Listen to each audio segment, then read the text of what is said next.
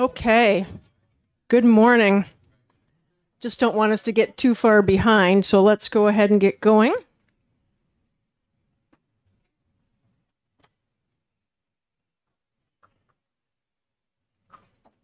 Okay, we'll now open the public hearing on Senate Bill 19 relative to bingo dates, and for the record, I am a licensed bingo consultant. So, the chair recognizes Daley Frenette from the New Hampshire Senate.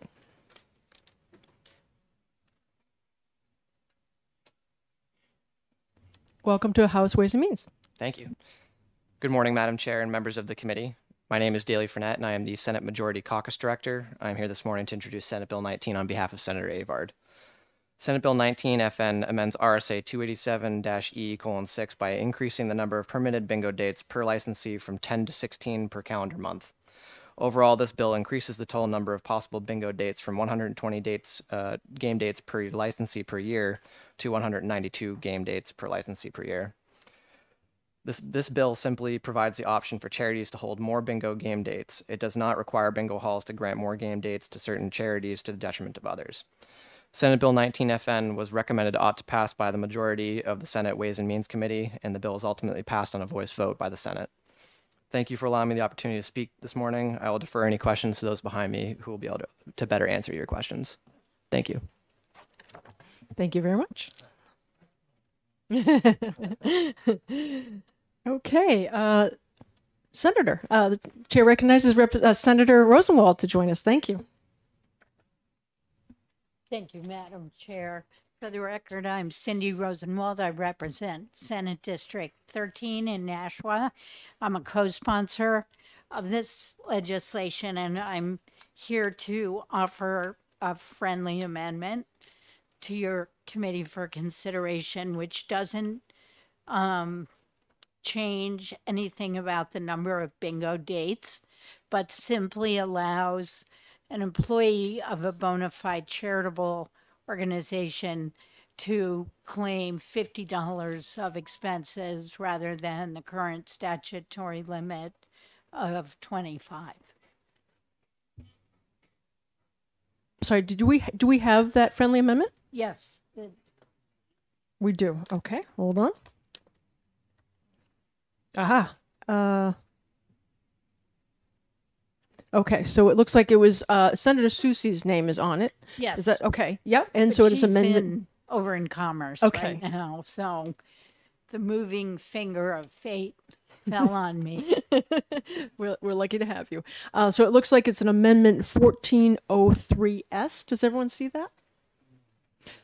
So it just basically changes it from 25 per day to 50. Questions from the committee? Are you open to questions? I am. Okay, great. Representative Susan Almy. Thank you. I was wondering before this, how would they get the charities that could staff 3 to 4 days a week? But if they increased the number of days, but maybe this solves that? I think this would help solve that.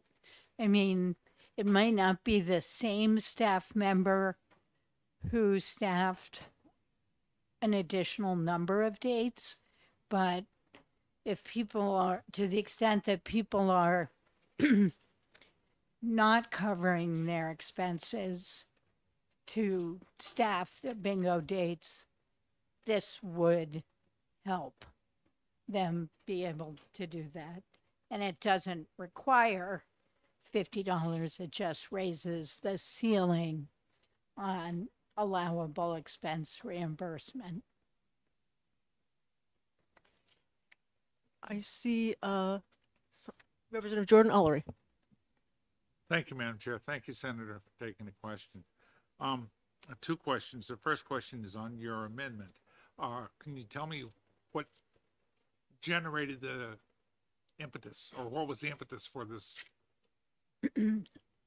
Probably someone behind me can do a better job. Fair answer. Used it myself. And the second question. Follow up? And the follow-up question on that is on the primary bill. Since you're the number 2 sponsor on this, on the primary bill, if you increase the number of days, is the information you had, and was it discussed in the Senate, whether or not increasing the number of days would dilute the pool of players by having, for lack of a better phraseology, too many games available? The lack of players. That there was no testimony in the Senate that that would be an issue. Thank you, man. Thank you, Senator. Representative Susan Allman, did you have a follow-up question? Thank you. Yes, I'd been trying to find my copy of the amendment, which I'd put with 192. So, on what kinds of expenses can they itemize? I don't believe there's a statutory explanation of it. I know what kind of expenses I might try to claim if I were working for one of these entities. It might be gas needed to go from where I live to where the bingo hall is. It might be food if I needed to pick up dinner on the way.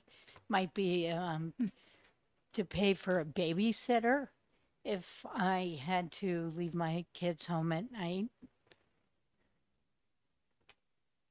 And just as I mentioned, I have been involved in this field a little bit, and this is a very helpful bill. And as amended, it's also very helpful because it is hard to get, these are mostly volunteers for a charity, and it is hard to get them to come up, and they do have legitimate expenses of transportation, a meal while they're sitting there. You know, those kinds of things are normally appropriate. And $25 doesn't go as long or as far as it used to. So, other questions from the committee? Yes, Representative Platt.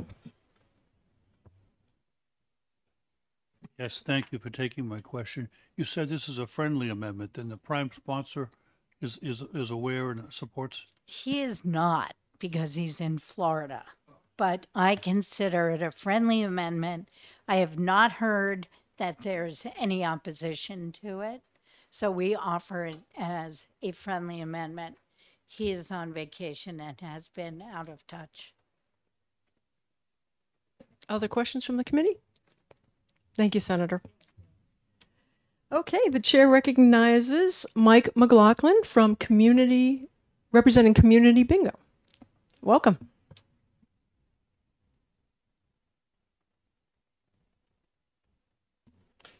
Thank you, Madam Chair, members of the committee. My name is Mike McLaughlin. I'm a lawyer and lobbyist in Concord. I represent Community Bingo, and I'm here to testify in support of Senate Bill 19. Senate Bill 19 will give the charities who play bingo and sell Lucky 7 tickets an opportunity to get extra dates if they become available. Again, it's not a mandatory requirement that you do 16 dates. I'm more interested in the amended version, which allows volunteers to receive the compensation was more reflective of what costs are today. I mean, with $4 a gallon gas and $2, I mean, I've got grandchildren, they have to pay $50 a night for a babysitter. All these changes were looked into by the lottery. We had discussions with the lottery, and they offered no contrary opinion against raising the limit to $50. Again, it's a thing that it would help get people to work. And it's interesting to note in the Bingo Lucky 7 world, as opposed to the casino world, where the charities have the operation which is completely handled by third parties. So they don't have to recruit people to come in and work. They really have a better opportunity because they've got professional people running their games, whereas the Bingo Lucky 7 world is dependent on the charity recruiting people to help them out.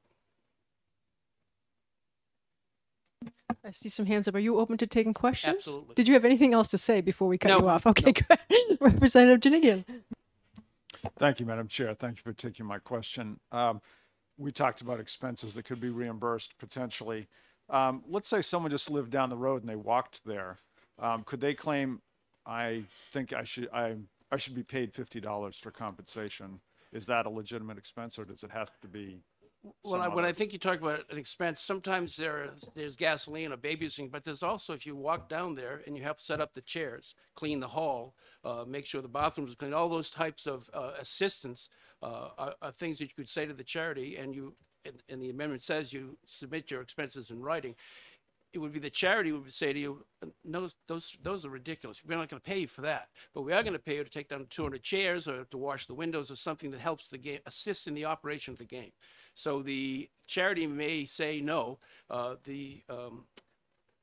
There's no specifics in the statute today that says, washing the windows is no good, but, setting up the chairs is. So it's I think a charity, it would be kind of looking at the expense, and maybe not tonight, but if you walked, down the street.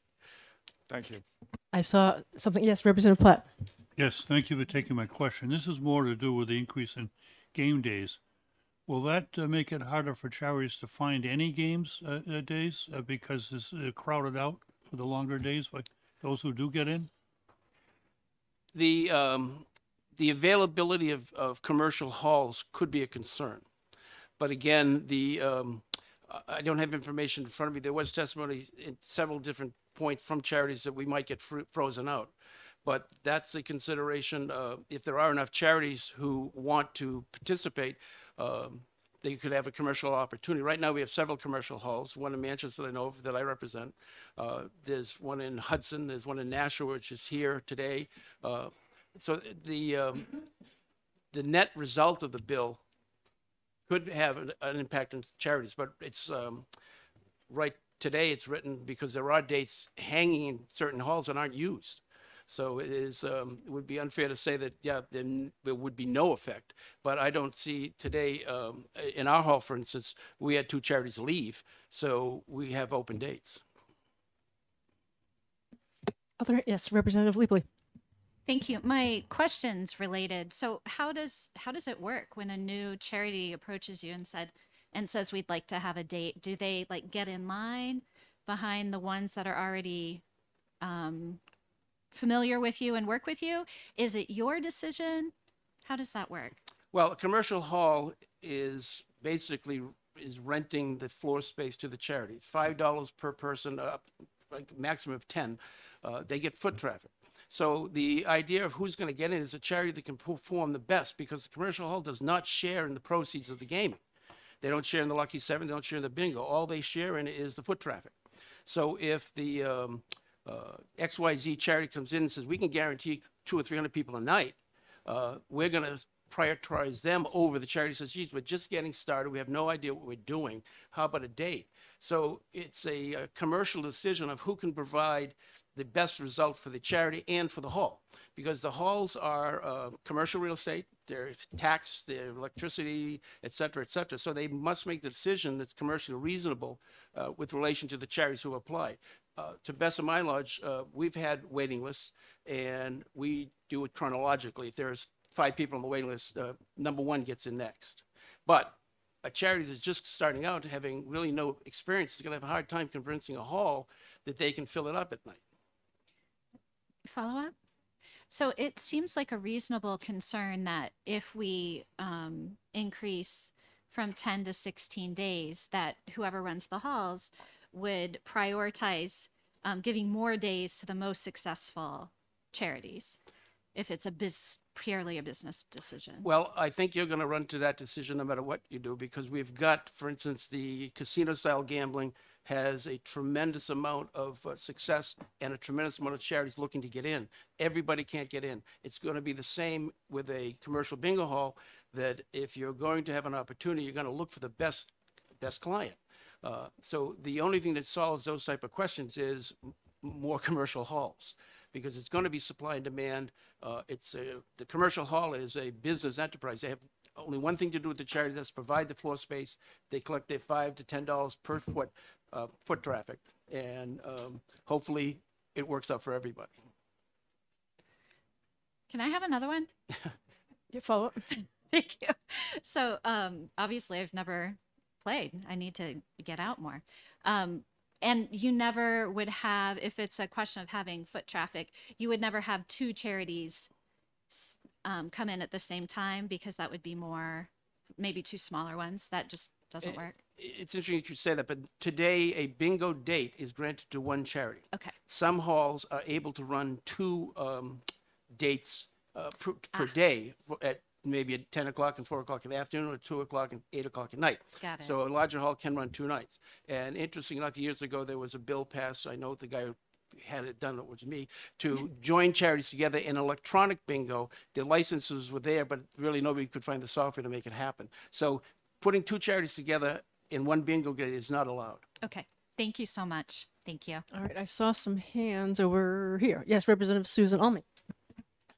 Thank you. That does help. On how many of the bingo halls are outside of the big cities at this point?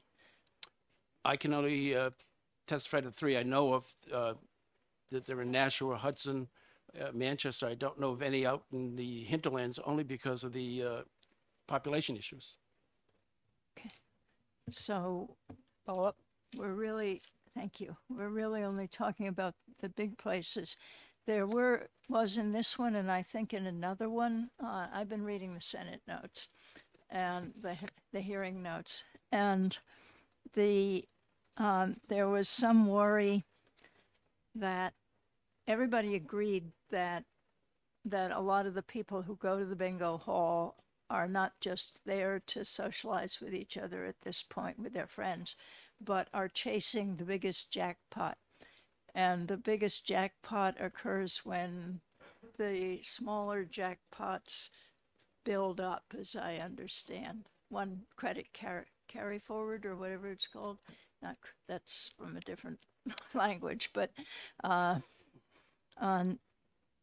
and that, so that if you had 16 days, your charity would have more chance of building up a really big jackpot and get more people from the other charities in the same city that were only at 10 or less. There was one person, apparently they only had 1 day, but this seems to have been more a worry in the other bill that we were looking at, but that we will be looking at. But do you have any comment on, I think you were actually listed as saying something about, yeah, that can be a problem. I don't understand exactly what you want me to answer, because Well, if you're talking about if you're talking coverall. if you're talking about a Carryover carryover coverall game, Yes. which is a progressive jackpot bingo game, and that game can create jackpots to $10,000, $20,000, $30,000, $40,000. But what we're talking about bingo today is not the really funded and 100% supported by members of the charity. It's a social event, but it's on the internet. Each our commercial has a Facebook page. The Facebook page covers the the charities who are playing, publicizes their jackpots. So when you talk about a bingo player today, that player is looking in the social media, looking for the best place to play. So as the jackpots grow, yes, the foot traffic increases, and more bingo dates will, if you have a progressive jackpot, will add, exponentially as your jackpot grows, more people show up. So yeah, a charity who is running 16 dates and running a carryover coverall and selling Lucky Sevens is going to have a successful charity. Follow up? I think this is from the notes on the other bill, but someone pointed out that if the jackpot is 1, then that hall for a while after that is going to have less jackpots than anybody else, and so in the end it might work out. Well, in our hall we have more than one charity, so if a large jackpot is hit with charity X, charity Y may have a similar or a little bit of lesser of a jackpot on Tuesday night than charity A had on Wednesday night. So it's a constant flow of Lucky 7 jackpots, carryover coverall jackpots. There's a large jackpot attracts people to come into play. I see other hands. Representative Schomburg. Thank you, Madam Chair, and thank you for taking my question. Who audits the expenditures submitted by the bona fide members of a charitable organization? Well, if a charitable organization hires a bingo consultant, somebody to help them out, they usually help them do the paperwork. So the paperwork is then audited, put together, and sent to the lottery. And the lottery that has the opportunity to come down and inspect the books and do the audits. So it's a it's either a charitable member does the books, or they hire a bingo consultant to help them with the professional preparation, then to the lottery. Then the lottery can say, okay, let's go down and visit Hall X or Charity Y. We look at the books. If the books are clean, they off they go. And if the books are bad, the lottery steps in and either gets corrective action or takes a license. A follow-up, Madam Chair. Follow up. Who pays for the itemized expenditures? Is it the charitable organization or is it the hall? The hall has nothing to do with the charities. Only the $5 to $7 to $10 they collect per person. The charities are just like renting a grocery store. The landlord has the billing, the grocery store has the products. They don't intertwine.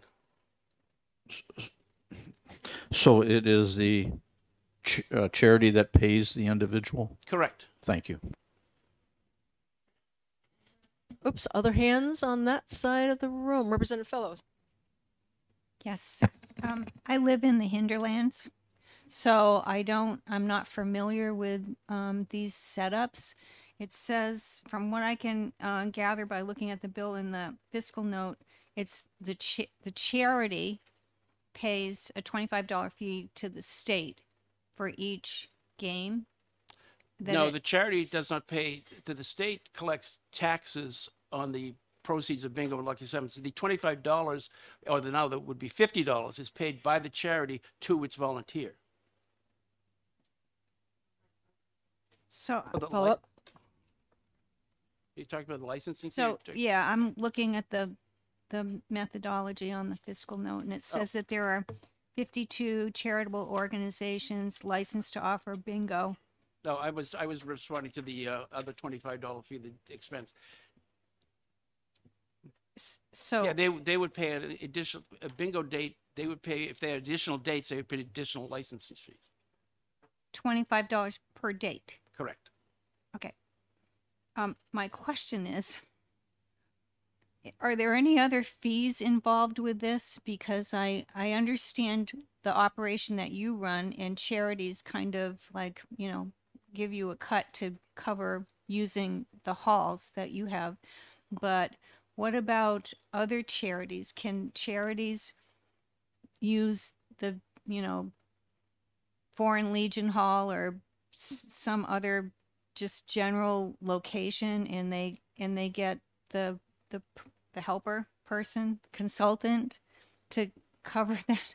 Well, I'm just trying to understand if we're talking about just something that's in a very select area or could be happening all over the state. A small charity or any charity can get licensed, and they can hold their game in a location that's approved by the lottery. So if you have a hall in your hinterland and the charity wants to run a bingo game, they can apply for the license, set up their operation in that hall. Then they don't have to collect or pay the fee as basically a rent for the hall. They can run their own game. What's happened in the last 20 years is somebody saw an opportunity to put together multiple charities in a single location, and therefore increasing the foot traffic and the proceeds. So if you sit in the hinterlands, you can run your own game. Thank you. Okay, on this side of the room, any questions? On this side, are there more questions? Representative Susan Almy. Well, just a clarification. We have penny bingo. We have what? Penny bingo in the senior centers. I presume they aren't paying the state anything? Well, if there's penny a card. Bingo collects, I think, 7% tax on all type of bingo games. So if you got a penny bingo and the prize is 10 cents, they're going to get 0.007 or what. I mean, I don't know if they're, I can't really justify to that. Yeah, this individual is That would be a representing question his for the commercial lottery, bingo I hall, think. so he can't Yes. comment on all. But I believe they don't pay. Yeah, we probably don't pay. Thank you very Thank you much. very much. Okay, We will now recognize Rick Newman, who represents Spartans Drum and Bugle.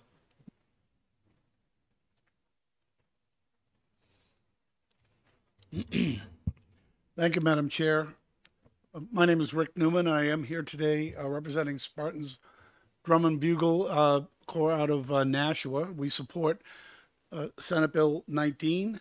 I just want to focus on the primary bill for a moment.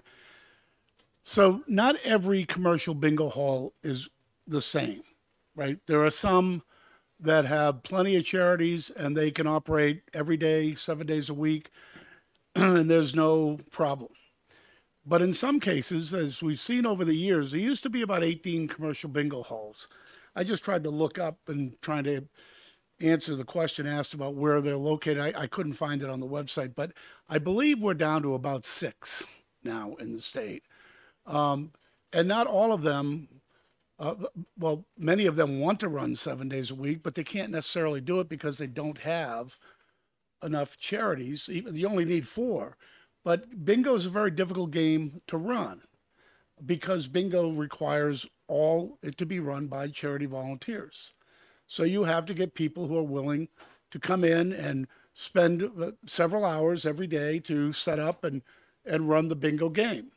And that's why we're looking to change this from 10 days maximum to 16, so that if there is a bingo hall that can't fill 7 days a week because they don't have 4 charities that want to do it, but they might have 2 that are willing to do the 16 or 15 days, then that hall can be open 7 days a week and those charities can benefit.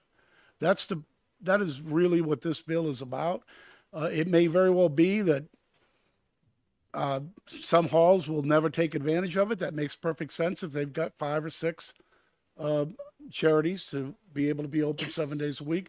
But for those who can't, for those who have difficulty, this bill will help them. And that's the reason that we asked that it be introduced. Are you open to questions? Yes. Representative Susan Almy. Thank you. So those 6 halls are all in 3 cities, correct? But well, I they know still are having trouble. I know there's one in Dover, there's one in Nashua, there's one in Manchester, there's one in Hudson. Off the top of my head, those are the places I'm trying. Well, there is a hall here in Concord, but I'm not sure if if they classified as commercial because they only run their own bingo. What is it? Bektesh Temple. Yes, Bektesh Temple. They run a bingo game at their own hall, but I don't believe that that's a commercial hall. As I said, there used to be commercial halls really throughout the state. Portsmouth, Somersworth had them. Newington, I can remember, had them. These halls have disappeared simply because they're not profitable.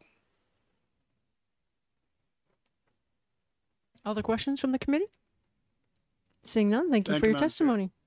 Okay, the chair recognizes Paul Laflamme from Spartans. I think it's Drum and Bugle Corps as well. Yes. It is. I'm actually the executive director of the Spartans Drum and Bugle Corps. Senator Avard submitted this bill at my request, and so you can blame me as to why you just spent an hour or half hour talking about bingo. So yes, my name is Paul Laflamme. I'm the executive director of the Spartans. We have been in business since 1955 when my grandfather founded the organization. We are based down in Nashua, but we take great pride over the course of our summer tour. Every summer, 8,000 miles. We don't just represent Nashua. We represent the entirety of the state of New Hampshire as we perform and compete throughout the country. Since 1955, bingo has been a huge part of what we do. It has allowed us to sustain ourselves and continue on to get to today. There's only 3 of us left in an activity that used to have 3 drum corps in every single community. Bingo allows us to have a steady, consistent revenue stream to keep our lights on all year. And over the course of the last 5, 6, 7 years, with the expansion of the casinos and the Keno and the HHR machines and all and sports betting, our revenues have been slightly going down. Let's face it, there's only so many gambling dollars available to the consumer. So by expanding our base of operations here and able to do 3 weeks instead of, or 3 days instead of 2 days a week, would really help us minimize those losses. I'm going to try not to repeat anything that has already been said, but there are just a couple of things that I just would like to touch on that were questions. The question about jackpots, Representative Almy, yes, jackpots will, if somebody were to take on 3 days of bingo per week, yes, jackpots would go up. But guess what? It's the exact same odds. So they're going to come down just as quickly. You're actually dollar cost averaging over time, probably a little bit better. How to staff?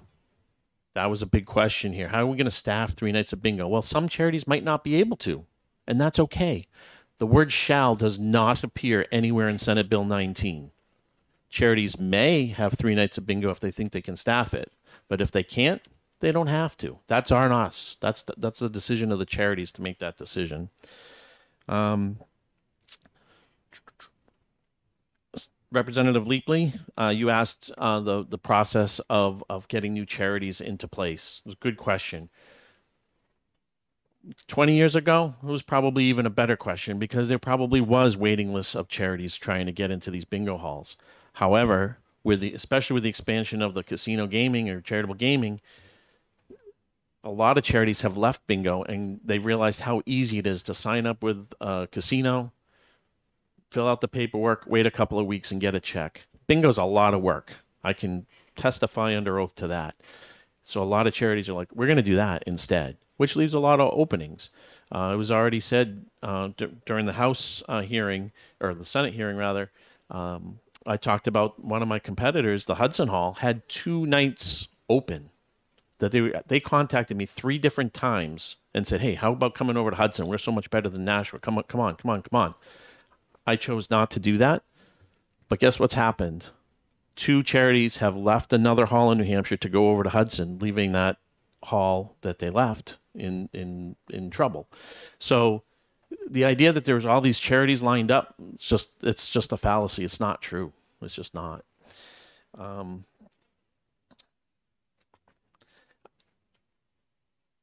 I think that was all the questions, but I would love to have questions from the committee. Questions from the committee? Yes, Representative Leapley. Thank you. I remember reading in the hearing notes that this is a popular social activity for seniors.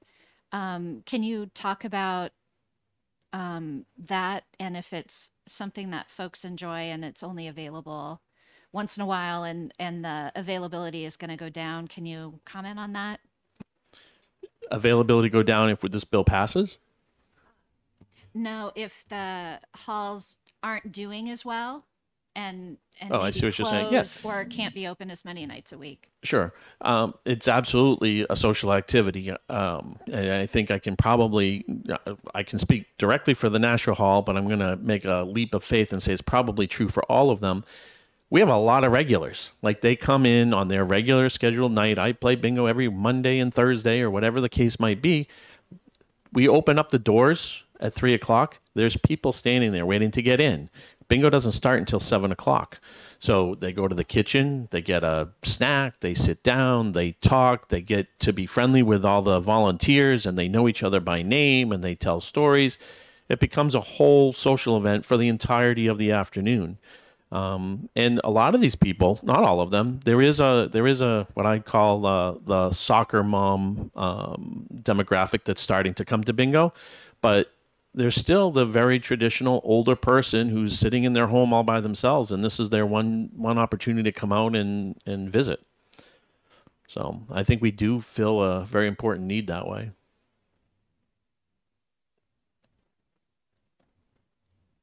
Representative Orrs. Thank you, Madam Chair. Thank you for taking my question. So just a little while ago, you said a couple charities went to Hudson. Where did they leave? What area were they in? Well, I don't want to talk out of turn. I think there's probably people behind me that belong to that hall. I don't want to say anything that's incorrect or Got it. it's not the Nashua Hall. I can tell you that. Very good. Thank you. Thank you very much. Okay. I don't have any other pink cards on Senate Bill 19. Is there anyone else here to speak on that? Okay, seeing none, we will close the public hearing on Senate Bill 19.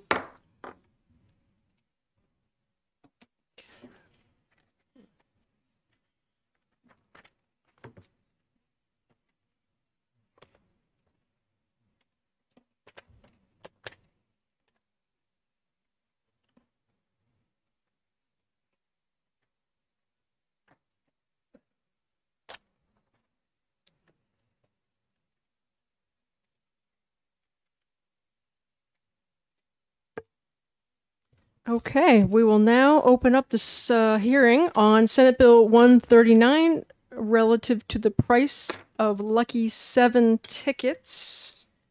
And for the record, I'm involved with Lucky 7. And I will now recognize Daley Frenette, who is representing Senator Avard, to introduce the bill.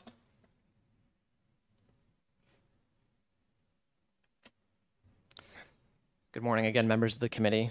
Again, my name is Daley Frenette. I'm the Senate Majority Caucus Director, and I'm here to introduce Senate Bill 139 on behalf of Senator Avard. Senate Bill 139 allows private clubs, service clubs, and fraternal organizations such as Legions and the VFW halls to stay competitive with Lucky 7 tickets by raising the maximum wager amount to $10. The bill was recommended ought to pass with amendment by the Senate Ways and Means Committee by a vote of 4-0. The committee amendment clarifies that the higher wagers are only allowed on electronic dispensing devices because there was a concern about the potential for dishonest practices with higher wagers on paper tickets. The bill was ultimately voted ought to pass with amendment by a voice vote in the Senate. Thank you again for allowing me to speak this morning. I will defer any questions to those behind me. Thank you. Thank you very much. Okay, next up we have Rick Newman representing Grover Gaming.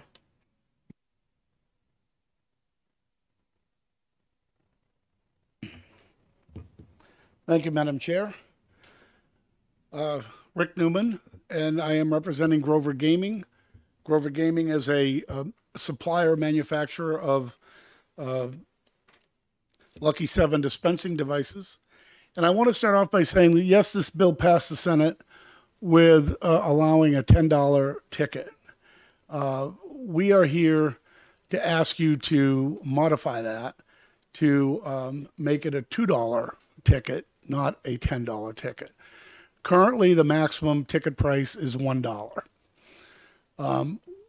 After really looking at this, if you think about some of the changes you've made to Lucky 7s in the last several years, one of the most important being that you increased the deal size to 14,000 tickets.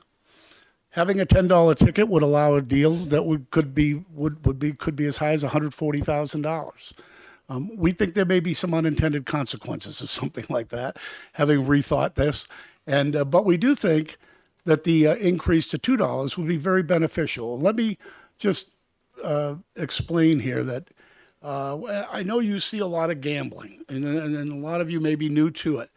So Lucky 7 tickets are primarily sold in service clubs, veterans halls, those kinds of things, VFWs, Legions, and the like. I mean, they're also sold at bingo games. Okay, they are not generally sold at the casinos, the games of chance facilities that I also happen to represent. There are, to my knowledge, there are 2 out of the 15 casinos that still sell some Lucky 7 tickets. So this isn't really affecting the casinos in any way. It really is giving the opportunity for a Legion, a VFW, the Eagles Club. It's primarily affecting them, allowing them to sell a ticket, go from $1 to $2. I think it will be beneficial to them, and we would ask you to support the bill amending it to the $2. And do we have such an amendment, or is that something you'd like us to pursue? I'm suggesting it to the committee. I would be happy to. I mean, it really is a simple change of crossing out 10 and putting in 2. Okay. But are you open to questions? Sure. Representative Ames. just to make sure that I've got this, you or people you've worked with were the prime movers for the $10. Then you rethought it, and now it's $2. And are there any? We may hear from them, I suppose. Any that are pushing for $10? I just want to get it clear. Not to my knowledge, Representative. So we'll find out, I guess. I guess we'll find out about it. Yeah. But right now, as far as you know, you were pushing for 10 and now you're pushing for 2, and that's what we've got. That's what you want. That's correct. Yeah. All right, other hands over here. Representative Susan Almy. Thank you, but I think the clerk was ahead of me, but. Sorry about that. Representative Platt. It's quite all right. Thank you for taking my question. What's the concern about the $10? What's keeping you from going there? Well, one of the things if you look at it, one of the changes that you folks made, I think it was last year, was to allow Lucky 7 tickets to be sold at Games of Chance facilities, at the so-called casinos, right? So there, as I said, there are 15 of them right now. Only 2 do take part in it. But if you were to combine the law you passed last year with a law allowing a $10 ticket, you may find that may encourage somebody could open up theoretically a Games of Chance facility and put in 100 Lucky 7 machines. There's no regulations on that subject matter right now. And I don't think that's anybody intended for that to happen. And that's not what we're looking to have happen. So that would be one of the things that caused us concern to say we should put the brakes on this and think about it. But we certainly would like to help the clubs get a $2 ticket. Okay, back to Representative Almy. Susan Almy. Yeah, thank you. Oh dear, so what I thought you were saying before was that, how many tickets did we say could be in a deal now? 14,000? 14,000. So that would be, if somebody got that $10 ticket early on, they'd have to pay out $140,000? Well, no, their potential would be $140,000 in the pot. Let's assume 10% is set aside. You get 90% of that, so you'd have somewhere in the neighborhood of $100,000 to $26,000 in prizes. Yeah, but you could be offering very large prizes in that kind of a game. Yeah, I think we learned about this earlier, but that most of the people here weren't here at that point. So the problem with Lucky 7, and I'm not sure I can't remember how it works with machines, that if you have a box, everybody knows that somebody won that top ticket. And if the top ticket was won after you've been through a third of the box, the rest of the box is useless. Does that happen also with the machines? I can't remember. Well, no. Well, I can't say no, but it's certainly less likely because we also allow the combining of up to 3 deals at a time. So with electronic games, they're pulling from different deals. In other words, I guess the answer to your question is a player is always going to have an opportunity to win on an electronic game.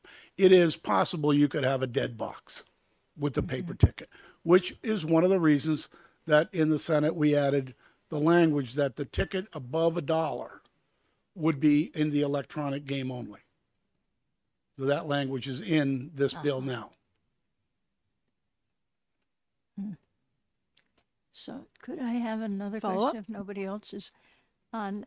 You said it helps the Veterans Halls and the Brotherhood Lodges. The reason Lucky 7 came into existence was to help the bingo halls. So actually the history of Lucky 7 tickets goes back before. There was a time, and I happened to have been in the house when it happened, when I was on eDNA back in I think it was the 80s. And Lucky 7 tickets, a bill was put in to allow the sale at bingo halls. Prior to that, they could not sell them at bingo halls. They were only sold in American Legions or VFWs, Eagles clubs, that sort of thing. And I don't mean to be leaving any groups out. I'm just the ones that come to the top of my head. But then that law was changed, and I want to say it was the 80s, to allow lucky sevens at bingo halls. Thank you. Representative Ors. Thank you, Madam Chair, and thank you for taking my question. I guess I'm still confused as to what is the concern with a $10 ticket? Is the concern that the payout could be more than the receipts more on a regular basis? Or? No, the concern would be that we don't want to set up a situation where all of a sudden you have 50 locations open up that become nothing but lucky seven parlors. That's not the intent. Yeah, what's the problem with that? Well, I can understand some people might not think it's a problem, but we would think that's a problem. Why? I just don't understand. I don't think it's the intent of the statute. I think the lucky seven sales, we have limited gambling in New Hampshire. We've limited charity gaming, meaning the casinos. We limit who can sell lucky seven tickets. And I just think that, before, if that's the road you want to go down, the legislature should be taking a serious look at how to do that. And I don't think we're there yet. I don't think we've done that yet. Follow up? Follow up? Does it impact other games? Is that the concern? Well, it could. It certainly could. I mean, if you were to open up a parlor across the street from the, if you go to the strip mall in Epping, there's an American Legion there that sells lucky sevens. They probably have 4 or 5 machines there. But if you opened up a place across the street and put in 100 lucky seven machines, and you had, promotions and whatnot, that could very well impact that Legion. Got it. No question. Yes, Representative Doucette. Thank you, Madam Chair, and thank you for taking my question.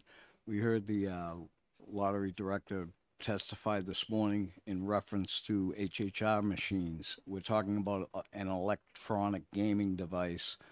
I guess my question is, do the people who operate the Lucky 7 machines go through the same vetting, background check, criminal check, financial check as do the people who operate HHR? And that answer is no. And that is exactly, Representative, one of the concerns, that you don't do anything near that level of scrutiny.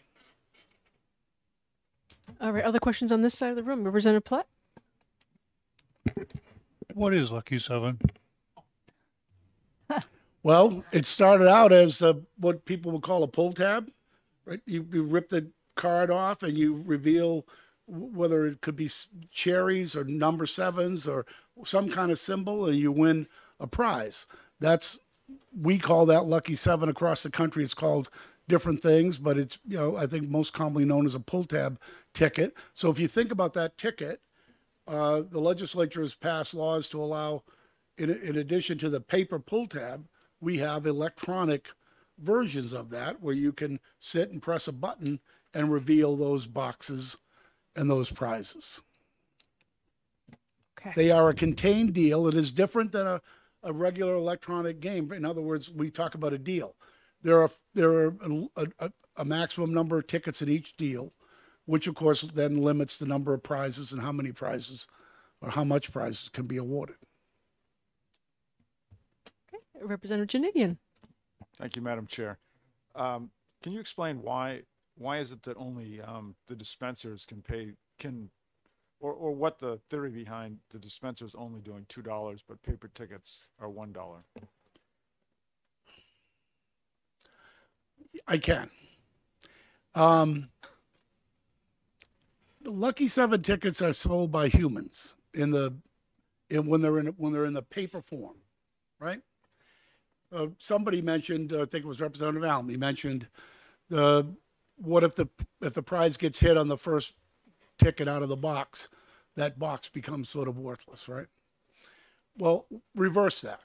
Suppose there's 100 tickets left in the box and there's a top prize of X, whatever that is, $1,000, and it hasn't been hit yet. So if I'm working the bar and I know that, I could buy that box out and get that ticket, or I can call my friend to come down and do it. And so when we started talking about the bigger number, and of course, as we were talking in the Senate about 10, but I think it's valid even at the 2, we said, we should limit that type of potential activity by saying, put that higher price ticket in a game that essentially cannot be tampered with. Thank you. Representative Suzanami. Thank you. Lucky 7 machines, you haven't said that yet, but they're a lot more stodgy than the slot machines that are the historic racing machines. And don't tell me they aren't slot machines. All of the people that are talking about it outside of this place say they are. But, and they're a little bit slower, the historic racing machines, than slot machines are. But the Lucky 7 machines, as I understand it, and as I've in the past seen these things, unless they've evolved, do not have the bells, whistles, and colors and noises that the slot machines have. Why would anybody open up a $10 slot machine? Lucky 7 machine place, even in Berlin? Well, I don't know. I can't answer that directly why they would, except if somebody sees an opportunity to make money, I assume they will try to take it. We've seen people come in, and we had those sweepstakes machines out there in the marketplace for a while. The legislature took action to get rid of those. So I think it's possible some people would.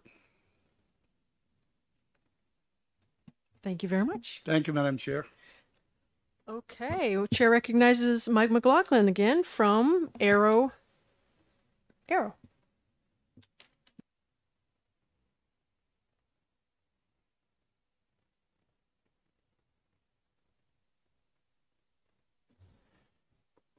Thank you again, Madam Chair, members of the committee. My name is Mike McLaughlin, a lawyer and lobbyist in Concord, represent Arrow International of Cleveland, Ohio. Arrow is a major supplier of Lucky 7 tickets and equipment to New Hampshire. We're in support of the bill as written, and I think it's important to note the 14,000 maximum amount of tickets in a deal has no relevance to whether the ticket's $10 or not. We can design ticket runs of 500, 200, 600, 3,000. It's irrelevant to the discussion on whether we should have a $10 ticket. Nobody's going to have $140,000 to, or whatever the net cost is to buy a roll of 14,000 Lucky 7 tickets as with the $10 ticket. But the $10 ticket and the bill as it was put forth in the Senate and supported in the Senate will allow the social clubs who are now competing against other gambling entities. And what we've seen here in the last year or so, or last 5 years, is we have two competing gambling paradigms. We have the charitable casinos and we have the bingo Lucky 7 world and the social clubs with Lucky 7s. The bingo, the casino world has table games and HHR machines, and the bill you guys passed a couple of weeks ago puts the HHR bet up to $25. So what we're looking at is a competitive world where one half of the world is looking for a $10 ticket while the other half of the world has got a $25 ticket. They also have, I think, they were looking to raise that to $50 in the Senate. So the $10 ticket in the VFW, the American Legion, would not be $140,000 worth of tickets in the machine. It would be enough in the machine to give an interesting and a competitive jackpot, and would allow or help the people who use the Lucky 7 machines to maintain their base. So when the Alpine Club in Manchester or the Ukrainian Club or the VFW selling $1 tickets now would get the opportunity to sell a ticket that is more in line, but still 80% less than what's being sold in the casino. So a little bit of a competitive balance by having a $10 ticket. No one has to have it.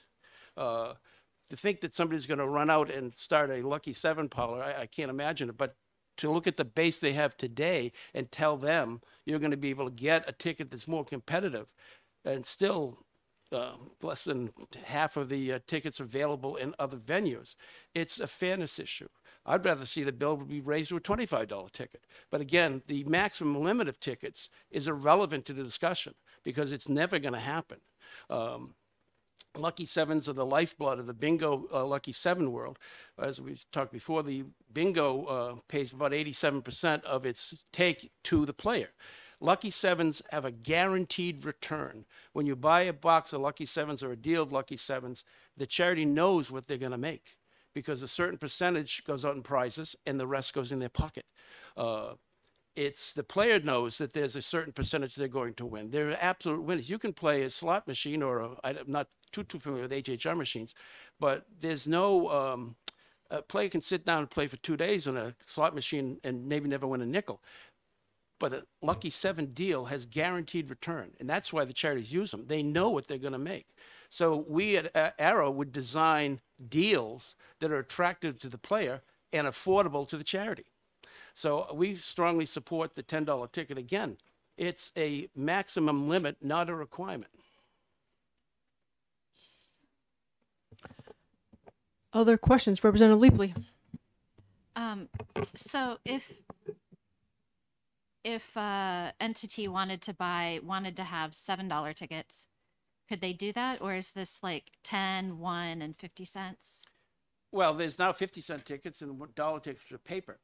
And okay. if they want to create or look to this bill and say the ticket shall not exceed $10, they could have a $5, $6, $8, $9 ticket, whatever the manufacturer would be willing to create.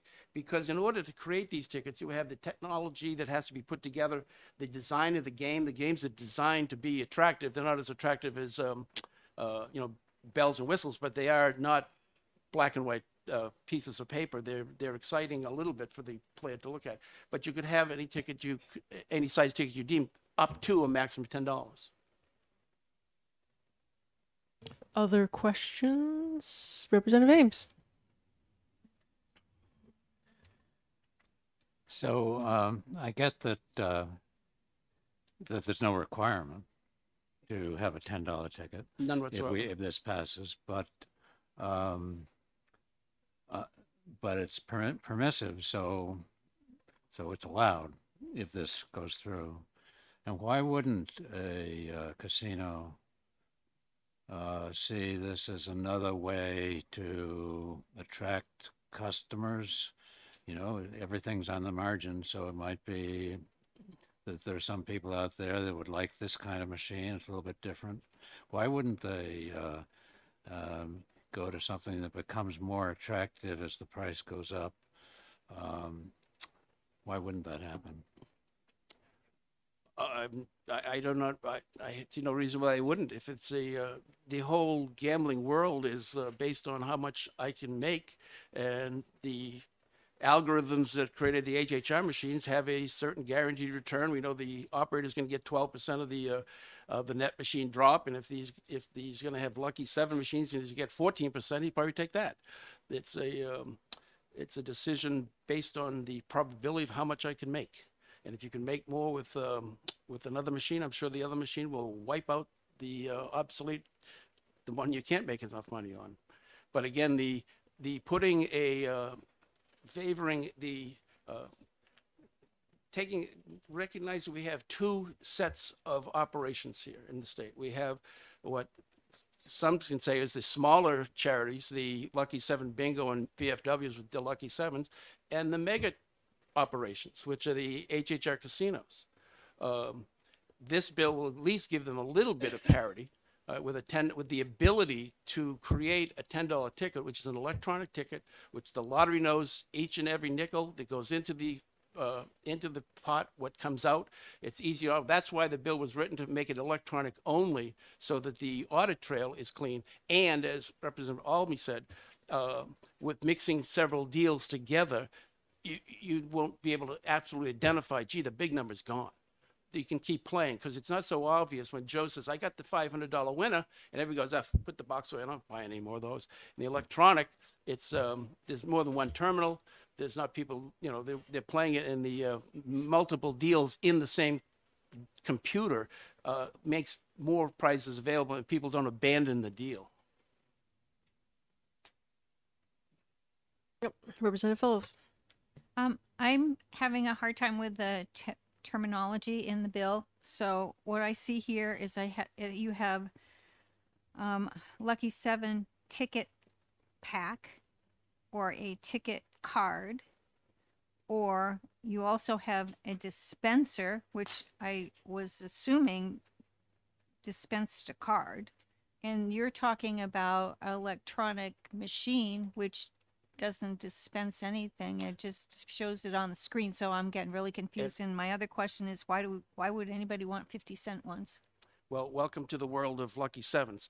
In the last 10 years, we've had an evolution from the paper ticket to a old parimutuel commission that said you could have a ticket that could be produced in a dispenser. Originally, we had dispensers with a pile of 4 or 5 tickets, you'd pull them out.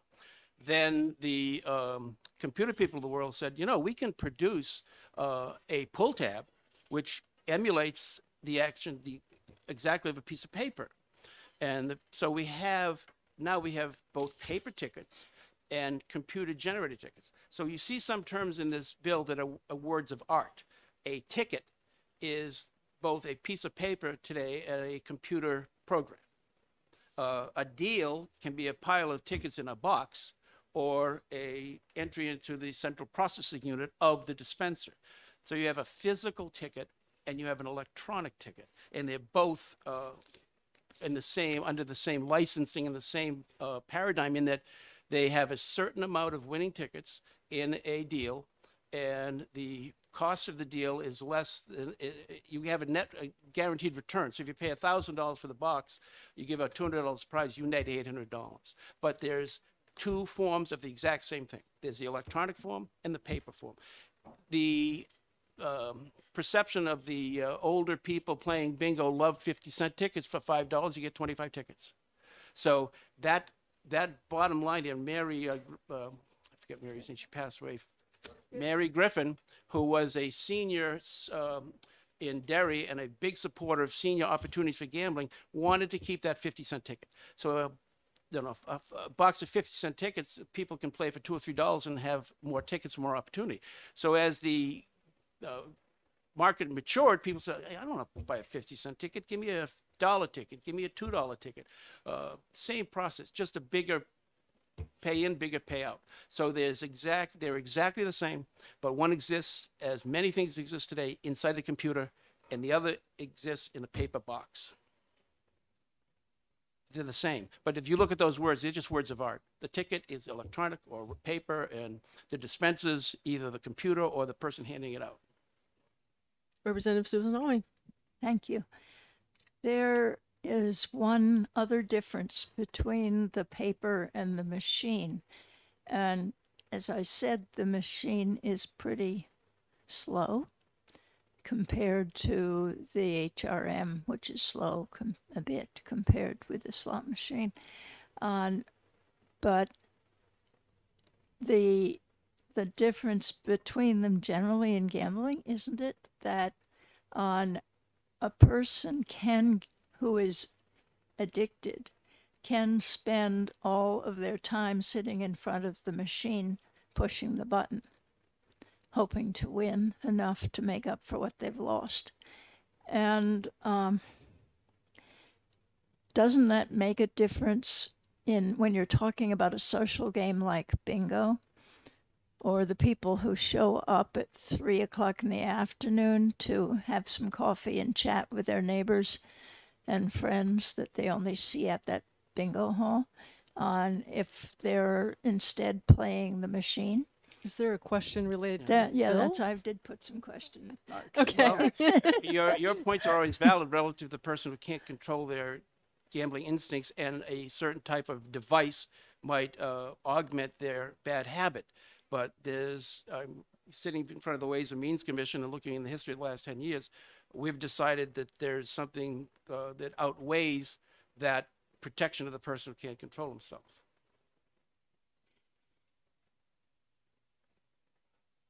I see some lit up things over there. Anybody else want to ask a question? Thank you very much for entertaining all of our questions. Thank you very much. The chair recognizes Fran Wendelboe from Powerhouse Gaming. Yes.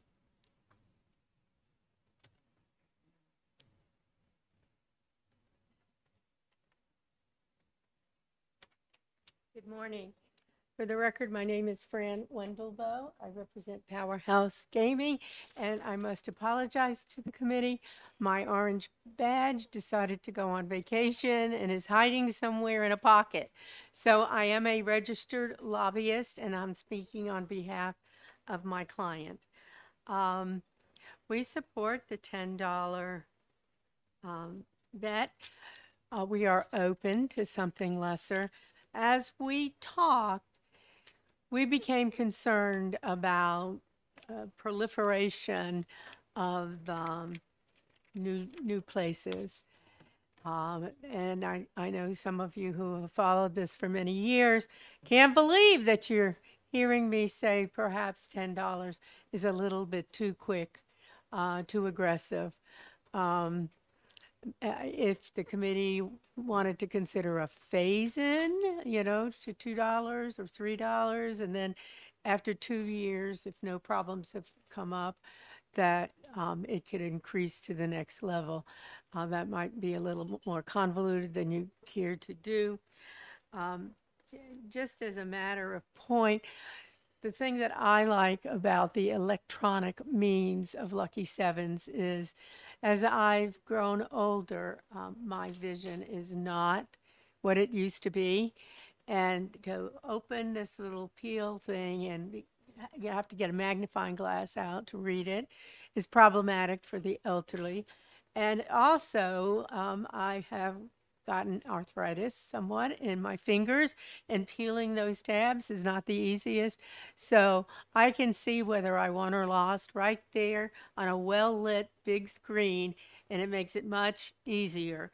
As the prior speaker mentioned, the electronic form is much easier for lottery to audit. Everything is right there in black and white, whether the person chooses to ask for a copy of the winnings from the machine or just to go with the readout. The primary reason to increase it was to give them a little bit of parity when you have these facilities that have bets that are now $25. When you look at the old scratch tickets, when they started out, they were very small, and now you routinely see winners that bought a $10 ticket or a $25 ticket, a one chance, type thing with the scratch tickets. So it's not out of the realm to make these facilities more competitive. I wish there were a little bit more talking about the good that these charities and service organizations do with the money that they are getting. If you were to look at long-term statistics from lottery, you will see that bingo sales were going down, down, down, down. Lucky Sevens were kind of static. But when electronics came into play, it was like everybody had an advantage. Everybody's numbers initially went up. Bingo has returned to the slide. Could be because there's so fewer facilities, because it's just not worth it for the time involved for the charities to be able to cover those hours. So my client would be fine for something less than $10. We'll leave that up to you. $2 is a very easy change, or $3, but we will support whatever the committee decides. We just don't know if there are unintended consequences with all of a sudden going boom, and we want to prevent that. Believe me, my client, most of their facilities are the smaller, more North Country facilities who probably will not change from $1. They'll leave their machines at $1, or they might try $2. I would think that the only ones who really would want this would be large halls that are close to the casinos, along the borderline of the state, to keep those people here instead of taking their dollars to Massachusetts. I'd be more than happy to answer any of the questions you may have. Thank you. They really Representative- wore out the prior speaker, said there's nothing else to be said. Thank you. We have asked a lot of questions, but we have a lot of new people in this committee. So It- Representative Fellows has a question, if you'd be open It's to almost that. like Groundhog Day. For Over and you, over. maybe. Yes. Representative Fellows. So I'm from Plymouth Holderness and Hebron District. So I'm glad to hear somebody who recognizes that there are things going on north of Concord. And can you tell me again who your client is and where you have facilities in the North Country? Didn't bring the list with me. Up the Plymouth VFW, I believe, is one. The North Country could be seasonal as well. For the most part of the year, they might stay at $1 or go up to $2. But when you have prime ski season or summer season, they might say, okay, for the months of such and such to such and such, we'll try the higher ticket when we have a lot of people from out of state that are used to having access to much larger pots, so to speak.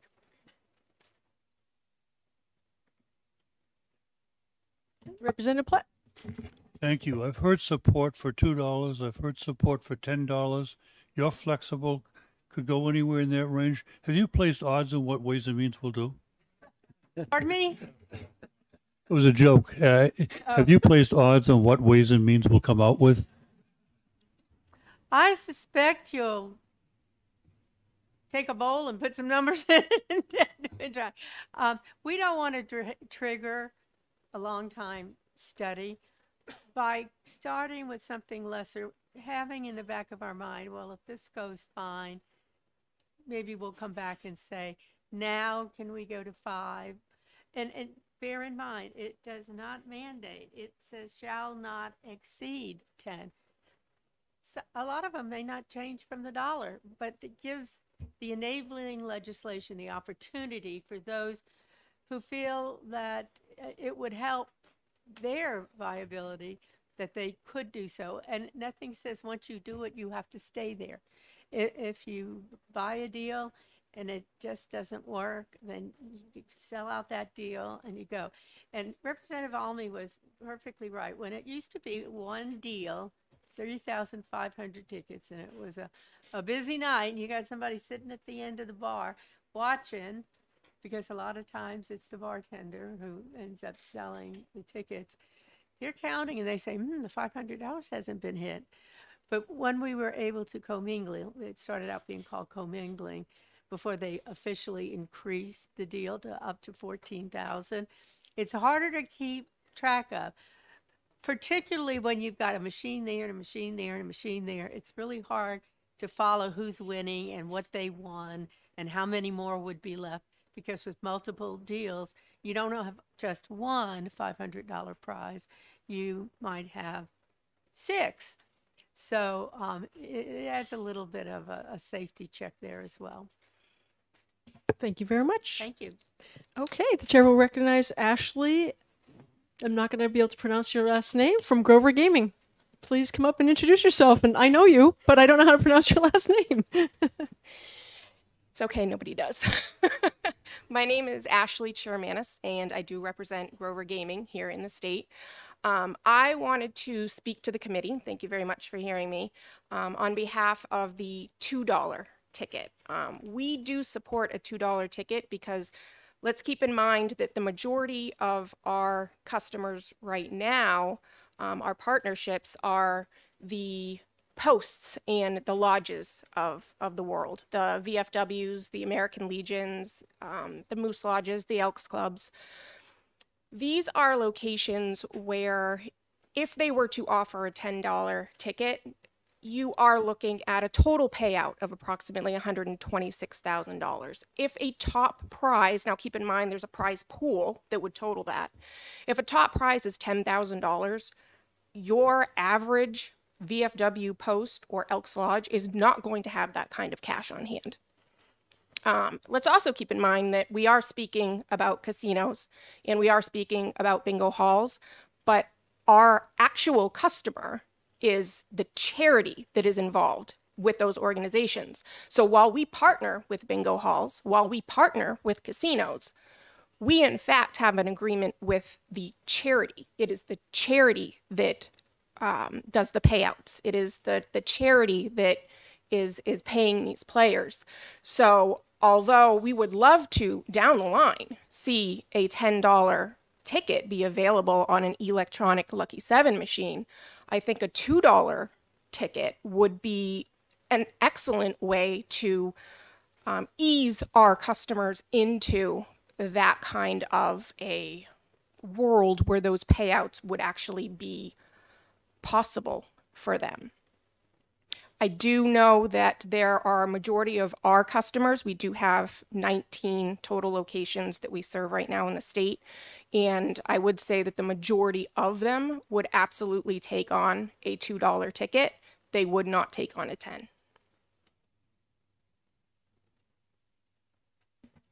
Thank you. Did you have anything else to add? I do not. Would you be open to questions? Absolutely. Excellent. Representative Jordan Ullery.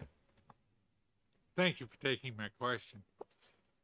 How did $10, if there's so many people concerned about the $10 figure, how did it pass the Senate? I think, and this is just speaking my own thoughts, I think everybody wants to see these fraternal organizations, the veteran organizations, the charitable organizations in New Hampshire, they want to see them profit so that they can do great things in the community. Being able to increase the electronic wager is a great way to do that. I think having it up to $10 is a great way to kind of present that position. But after speaking with our team, we did decide that $2 is kind of a more realistic offering for these organizations. So yes, initially it was $10, but after going back and kind of thinking about it a little more deeply and talking to some of our locations as well, we decided that offering a lower wager amount, such as $2, would be a more viable offer for your veteran organizations, your fraternals, your nonprofits of the world. Thank you. Welcome. Representative Fellows, I apologize. I missed you. Okay. Go ahead. Thank you. Can you just tell me what your thoughts are on the 50-cent ticket? Do you think it's good to keep that, or you don't need it, or does it really, what would be the impact of getting rid of it, I guess? I would absolutely not suggest getting rid of the 50-cent ticket. New Hampshire has been used to a 50-cent ticket, whether it was a paper pull tab or an electronic Lucky 7, for as long as I am familiar with. And I haven't been in this industry for as long as some people have been members of some of these organizations. So the idea of removing a 50-cent ticket, I think, would be detrimental to a lot of these organizations. Representative Elberger. Thank you, Madam Chair, and thank you for taking my question. I'm having a hard time understanding why putting an upper limit on a ticket that doesn't say you must charge this, but you may charge this, would be an issue for an organization that could simply say, we don't want to charge 10, we want to charge 2. I'd like to hear your comments. So thank you very much for the question. Again, I can only speak to my thoughts on that. But there is a lot of work that goes on behind the scenes as far as creating these particular deals that involve different wager amounts, different wager sizes. So for a company to support a $2 or $5 or $10 wager and then have to come up with payout scenarios for all of those and then offer them to organizations that most likely will not offer a $10 wager. In my eyes, those are not scenarios that would be beneficial to either organization. So it'd be very expensive and time consuming for you to program every different Correct. scenario. Yes, thank you. Representative Elberger, did you have a follow-up? Yes, I do. Thank you. You could, though, say that if you know that this group of your customers, and maybe it's your entire group of customers, doesn't want more than a $2 ticket, that could be all you offer. Correct. Thank you. Okay, great. Thank you so much. Thank you. Okay, so we're on Senate Bill 139 still. Don't have any more pink cards. Is there anyone else here? Would you like to come up? Okay, that's why I'm just re-clarifying where we are at because we went a little over there. Okay, so no other pink cards, no other questions. We will now close the public hearing on Senate Bill 139. Okay, now we will open the public hearing on Senate Bill 192 relative to the hours that Lucky 7 tickets may be sold. And for the record, I am involved in Lucky 7 tickets. And we recognize Senator Susie. Welcome. Thank you very much, Madam Chair, members of the committee. For the record, I'm Donna Susie. I represent Senate District 18, comprised of 5 wards in the city of Manchester and the town of Litchfield. And I am here today, it appears, between you and lunch, so I will be brief in the explanation. It is a very short bill. This bill would allow for Lucky 7 tickets at bingo to be sold starting at 8 a.m. instead of the current law, which is 12 p.m. The amendment that the Senate made was to make this effective upon passage. I believe there are some folks who will testify after me that can speak more vividly to the impact of this, but essentially there are other gaming entities that are now selling the Lucky 7 tickets earlier, and this is to create parity within the statute. This statute applies to those doing bingo games, and as all of you know, based on the discussions here, there are many forms of charitable gaming that we now allow in the state. This would allow for the sale of those tickets at the same time that other entities currently charge them. I actually think it may have been an omission when we changed the statute, but nonetheless, I know there are some entities in Manchester in particular that would be impacted by this and that supported the legislation. So with that, I would ask for your support and happy to take any questions. Thank you so much. Questions from the committee. Representative Susan Almy. I hate delaying lunch, but on Valerie King, according to the Senate minutes, testified that the time it was never allowed at 8 a.m. and there were 2 people that talked about how they've lost an hour from their Lucky 7 sales because of what the change that was made earlier, and one that opens at 9:30 a.m. So 8 a.m. seems awfully early. Is that, I'm not sure whether they misquoted Ms. King on that.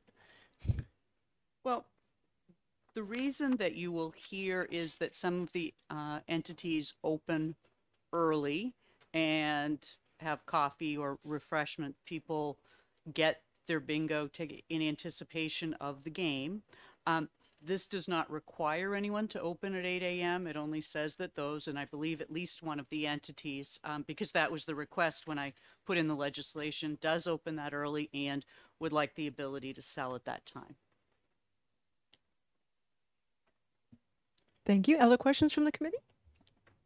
Representative Fellows.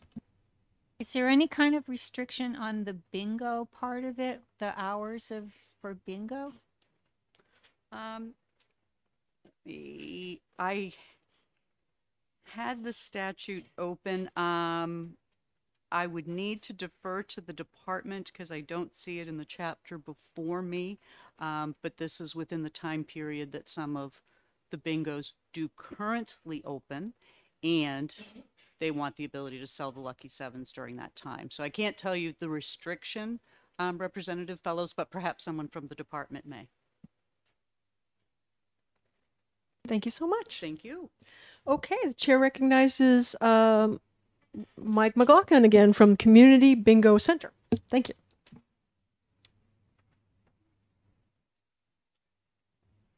Good morning again, Madam Chair, members of the committee. Mike McLaughlin from Community Bingo Center.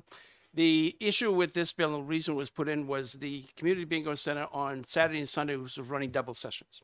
So the initial charity would come in the morning and sell their tickets. And I think you've heard earlier today what the basic operation of a bingo event is. People gather in. The runners go around the hall selling the tickets. The tickets are mostly sold before the bingo starts. So a couple hours before bingo starts, they're passing out the tickets, people paying for them, they're looking for the winners. When the bingo game starts, everyone sits down and plays the bingo game because the bingo bars come up and the balls are up and you get a daub your bingo paper. So the operation of a typical bingo game has two stages: the sale of Lucky 7 tickets, then the bingo game itself. So the bingo games usually will have 5 to 7 games per night of bingo, but the Lucky 7s are sold before the bingo game starts. So what had happened was there were a couple of charities in Manchester who had the early session on Saturday and Sunday, and suddenly they ran afoul of the existing law because they were selling Lucky 7 tickets before, I think it was 11 a.m. So what we did with this bill, and we asked Senator Susi, was to move it back a certain amount of time. And by the time we went through in the Senate, they set it to 8 a.m. because that is the same time that the casino and operations may open. They can run from 8 a.m. till 4 a.m. the next day. Now, the bingo can run from 8 a.m. to 1 a.m. of the next day. So it's not this is not a sea change of any stretch. This just puts the starting time for gambling or charitable gaming events at the same time in both ends of the bingo paradigm and the casino game paradigm. But what it does do, for instance, the charities who may testify behind me will say, we need a couple hours before we start the noontime game. So 8 a.m., they're not going to start at 8 a.m. unless they're going to have a 10 o'clock game, but it gives them the flexibility, and it makes every gambling event, charitable gaming event, the same opportunity to open at the same time, and helps them avoid getting in trouble with the lottery. That's the main purpose of the bill. Representative Susan Almy. Thank you. I remember us being told at various times that there were people who were using the bingo machines, the Lucky 7 machines, during maybe 9-10 hours of the day when there was a 1-hour bingo game that day. Is that Well, something? I think what you're talking about is the last, we had a issue over the last 5 years of casinos that had Lucky 7 machines that were required to play bingo. So those bingo games were opened at a certain time during the day, which would then allow them to sell Lucky 7 tickets. In its wisdom, the legislature decided you don't even need the bingo game anymore. So that question becomes somewhat moot in that they don't even have a bingo requirement in a licensed games of chance facility. But what we're talking about today is the bingo game has to be played. We're playing 7, 8 games a night and selling the Lucky 7s. Thank you very much. You're welcome. Okay. Chair recognizes Diane Lusas from the American Legion, Jutras Post 43. I hope I didn't kill that. Thank you. Good morning, members. Just for the record, it's pronounced Diana Lush. I know, it doesn't look it. It happens all the time. Is this better? Much better. Again, thank you very much. Diana Lush for the American Legion, Jutras Post 43. Just for clarification, we were licensed, fully licensed by the Lottery Commission starting in September of 2016 with full compliance of opening our doors at 9:30 in the morning and selling pull-tab tickets. It was allowed, audited several times. We were never not in compliance. Arbitrarily, when I was going over some recommendations from Lottery for some rule changes to Lucky 7s in the fall of 22, I discovered the new language saying that pull tabs could not be sold prior to noontime when in conjunction with a bingo event. So I contacted Lottery.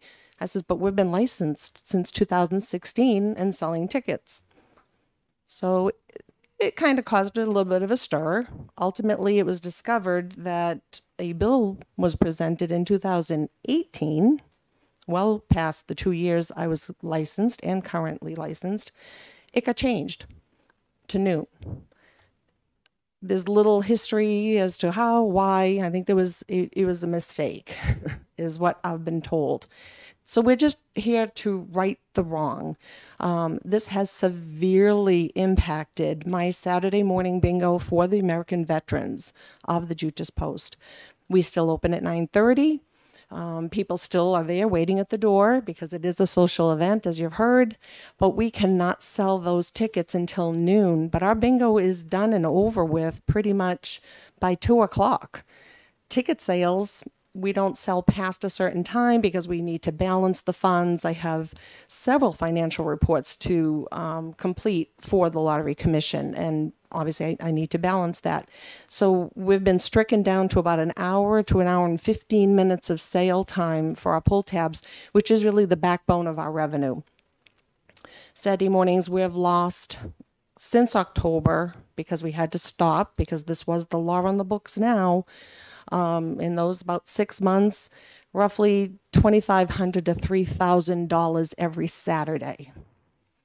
So, and that's affecting our veterans directly. Mike was correct. We do sell the majority of our pull tab tickets, our Lucky 7 tickets, prior to the start of our game. Our game starts at 11:30 a.m. So people can dob. It's obviously very hard to open pull tab tickets manually and dob at the same time. So this is why the people do like to purchase their tickets in advance of the bingo starting. We do still sell while the games are being conducted, and then at our intermission about halfway through, and then that's pretty much where they stop.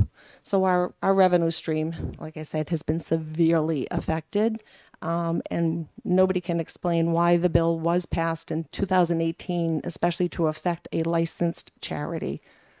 I'm open to questions. Thank you very much for your testimony and for all that you do. Thank you. Okay, the chair will recognize Stacy Bergeron from Boxes of Love for the Homeless.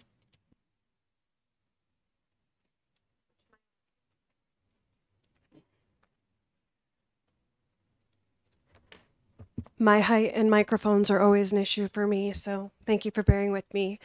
I am the executive director and founder of an organization called Boxes of Love for the Homeless, which started out much like we said, Boxes of Love for the Homeless.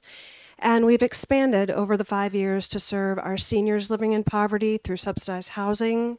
We throw days of caring for our rural homeless who don't have access to services because they're not centrally located in a large city or metropolitan area. And we also do inner city outreach, as well as supporting through our Joshua Project other charities that are helping people close the gap between homelessness and housing. So we do quite a bit. We're a very small charity. We have 2 employees, and we currently have 1 bingo day, which is Sunday. And since you mentioned it, it is very much a senior day. We love our Sundays and all of our seniors. But for us, just like with Judas Post, there's been a significant impact to our revenue as a result of the reduction in ticket sale hours. So we open the hall, or our game started at 11. And we were allowed to sell Lucky 7s up until our game started at 1. Now we can only sell them for an hour, which has had a huge impact on the number of deals we're able to do. And if I might just add one other thing, if that's okay with the committee. We talked about, all these charities who are sort of waiting to get in. I think it's important to understand how complicated the process is and how much is required of an executive director and their team in order to run a bingo. So, a lot of small charities are shy away from it because it's, the licensing is the responsibility of the charity, understanding the financials are the responsibility of the charity, making sure everything is, we're a lily white organization. We don't have any big salaries. And so it's really important to understand that this doesn't necessarily attract the little guys. I think we're talking about big rooms. So thank you. Any questions for me? Any questions from the committee? Seeing none, thank you so much for coming and for everything you do. Thank you. Okay, I do not have any more pink cards for Senate Bill 192. Yes, would you like to come up?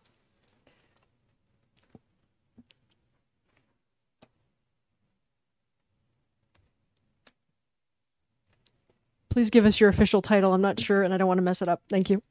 Hi, good morning. My name is Valerie King. I work for New Hampshire Lottery. I oversee the division that oversees charitable gaming. I believe our current name is Enforcement and Compliance. I just wanted to clarify some information that was provided and then offer to answer any questions that you may have. So the hours were set in rules, at least as far back as 2015, I believe. So, and at that time, it was always the times that the noon time hours for when it's in conjunction with bingo. So that has been in place since at least 2015. They put it into the statute, I believe, in 2018, but it has been there for a significant amount of time. I just wanted to clarify that because there was some indication that it was allowed at one time to go as early as 8. As far as I can tell from our records, that's not true, at least from 2015 on.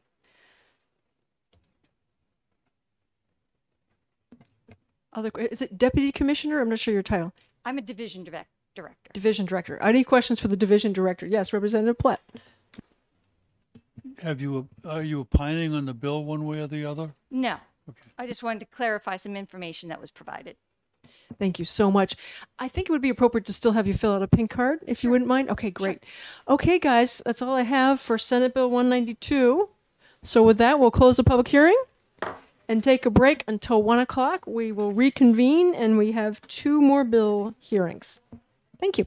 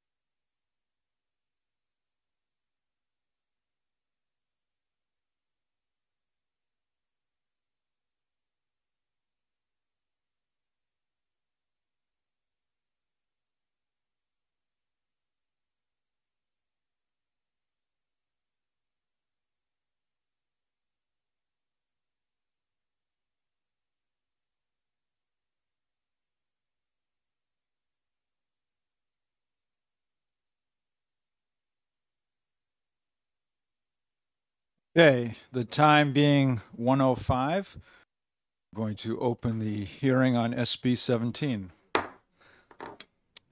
And first up, we have Senator Tim Lang. Thank you, community members. Thank you for having me back. As I introduce Senate Bill 17, again, I'm Senator Tim Lang, representing District 2, which is generally the Lakes Region area. This proposal in front of you would allow that any donations received by Fish and Game Department for the non-game species fund as established in RSA 212-B:6 to be exempt from requiring approval of the Fish and Game Commission and the Governor and Executive Council. In the same manner that any funds the department receives from nonprofit organizations are exempt from such approval under RSA 206:33-C. Currently, any monies that are received from the fund are deposited into an account that is overseen by the state treasurer and then transferred to Fish and Game Department under governor's authority for the express purpose of managing non-game species programs.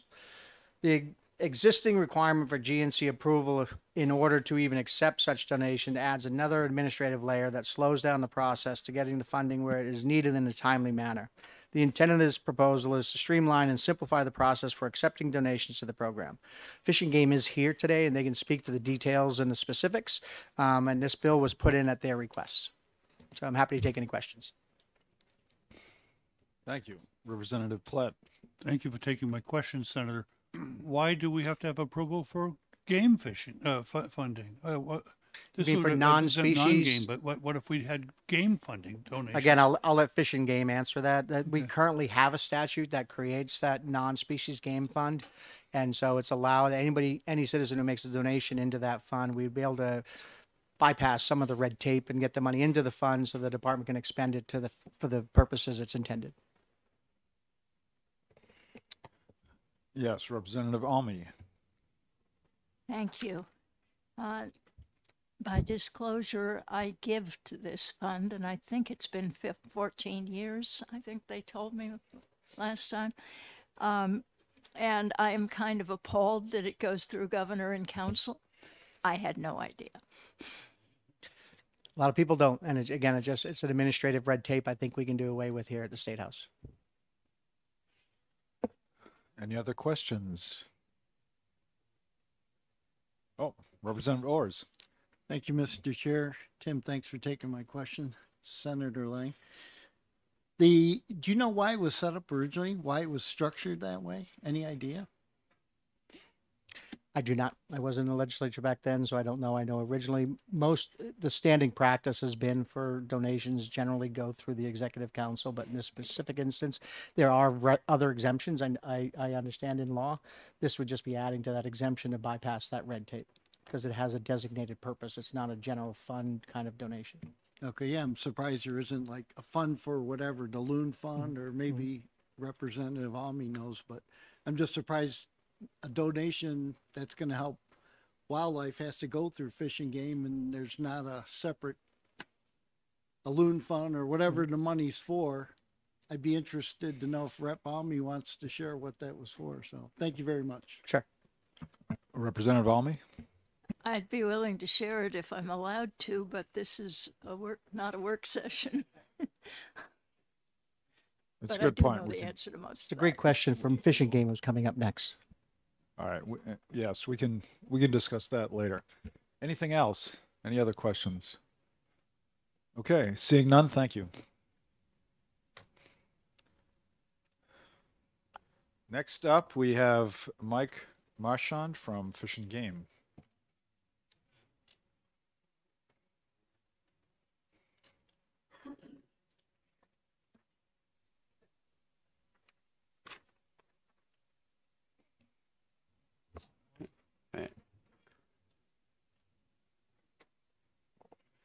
Okay, you may proceed. All right. Introduce yourself and Good afternoon.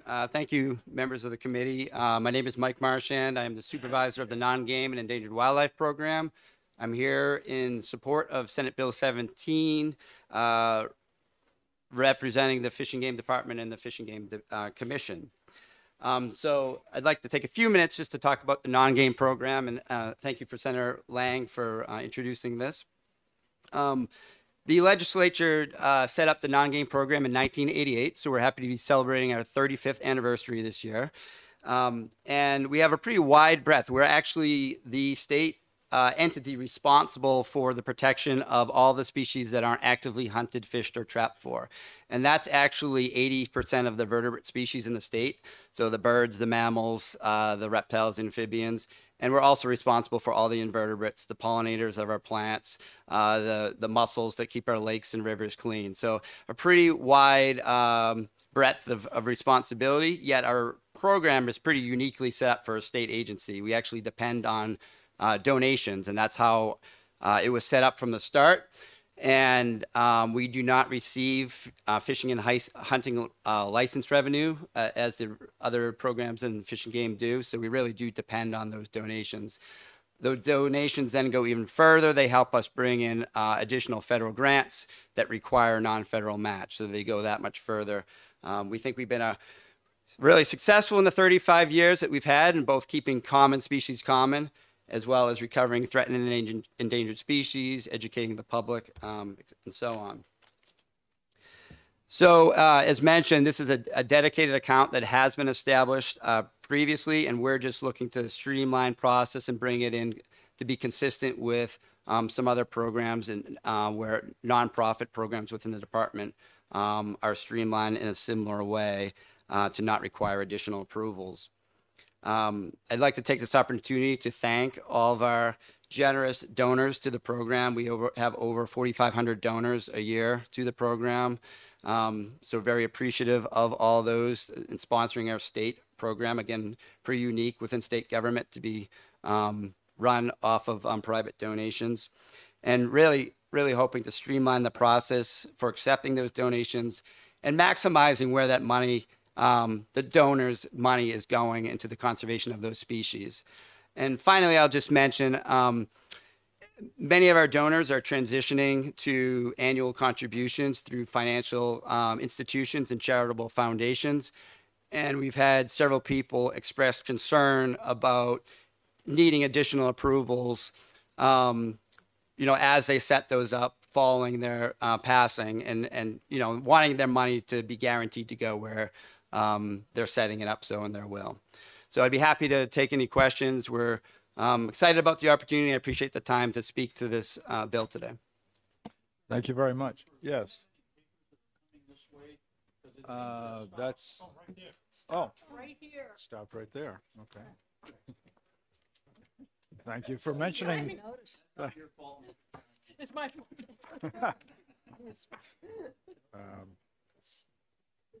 Representative Platt. Yes, thanks for taking my question. Why limit this to non-game funding? Why can't the Fish and Game receive funding for game species or donations? Governor approval. The non-game program is unique within the department, where we're really the primary or only program that's solely, really dependent on those donations, whereas the other game programs have hunting and fishing license revenues that really fund the vast majority of that non-federal match. So they can take in donations, but then they go through the commission, and if they exceed a certain amount, they go through governing council approval. That didn't answer the question. Why? That's the way it was set up when, that's the way it was set up in statute for the legislature. So. Do you have a question? Okay. Any other questions? Representative Orrs. Thank you, Mr. Chair, I think. Are you still the chair now or what? Anyways, my question is, how much money in the non-game funds that you receive goes to taking care of the wolf population in New Hampshire? Zero. So. Follow-up question? Follow-up? Do we have a wolf population in New Hampshire? You're on the record. I would defer to our fur bearer biologist to answer that, but there's no document. Is he or she here? No. Give it your best shot. All right. There are no documented wolf populations in New Hampshire, to my knowledge. There's a there's an interesting genetic history of between wolves and coyotes and domestic dogs that Pat Tate, our fur bear biologist, would be able to provide more information on. But I guess the bottom line is no, we don't, there's no active work with wolves. They're not known to occur here. So in terms of the non-game program, we don't dedicate any resources to those species. Thank you. You did better than the last person from Fish and Game I asked that question to. Okay, any Representative Fellows? It is my understanding correct that this bill has nothing to do with how the money is spent, that it's just a question of when contributions are made to this fund, which is one of the contributions I make every year, when that is done, instead of every month or so your agency having to go to, fiscal or GOTNC, whatever, instead of you having to do that activity every month to get approval before you can, book those funds as revenue coming into you, that this bill will mean you won't have to go through that step. You'll just collect the money and you'll just deposit it into that fund, which is used specifically for non-game, to protect the butterfly, the blue heron butterfly, and some endangered birds and that sort of thing. Is that correct? Thank you for your support. And all of what you said is correct. Yes, none of this is on the expenditure side. We would follow all state procedures on that we would have to go through on the expenditure side. This is simply to simplify the process and bisect that what can take several months to go through both the Fish and Game Commission and then the Governing Council process. Do we have any other questions? Yes. Thank you. I may have other questions later on, but so when something is expended from this fund, you have complete control of that. You don't have to go through another process with anybody else to spend that money, and I have follow-up. So our budget is part of the approved budget process that goes through that's approved by this through the standard state budget. So all of our, class lines are within there, like any other program. We are a dedicated account. And then we follow state procedures with all those. So if you're contracting work out over a certain amount, that would go to Governing Council for approval. If we were contracting other work out, that would go through other contracting processes. So essentially, it would follow all the, the procedures that the rest of the department would. Follow up. Follow-up. So did I understand that money in this can be used for matching grants and to collect other grants to come in?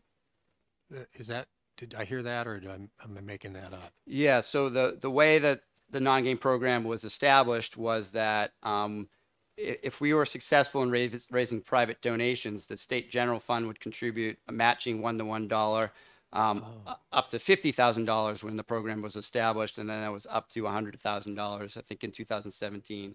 And then both of those sources can be used to match federal funds. Our primary federal funds are from the U.S. Fish and Wildlife Service state wildlife grants, which mirror our purpose within the program, and they require a 35% match.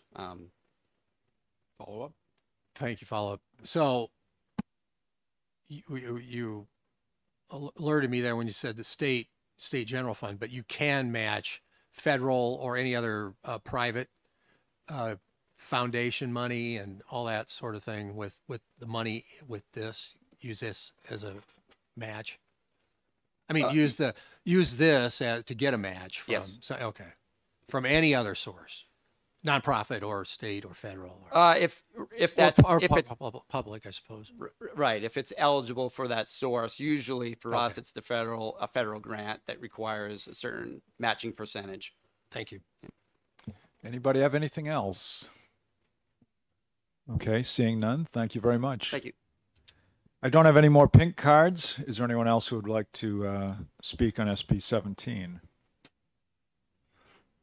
Okay, seeing none, I'll close the hearing on SB 17.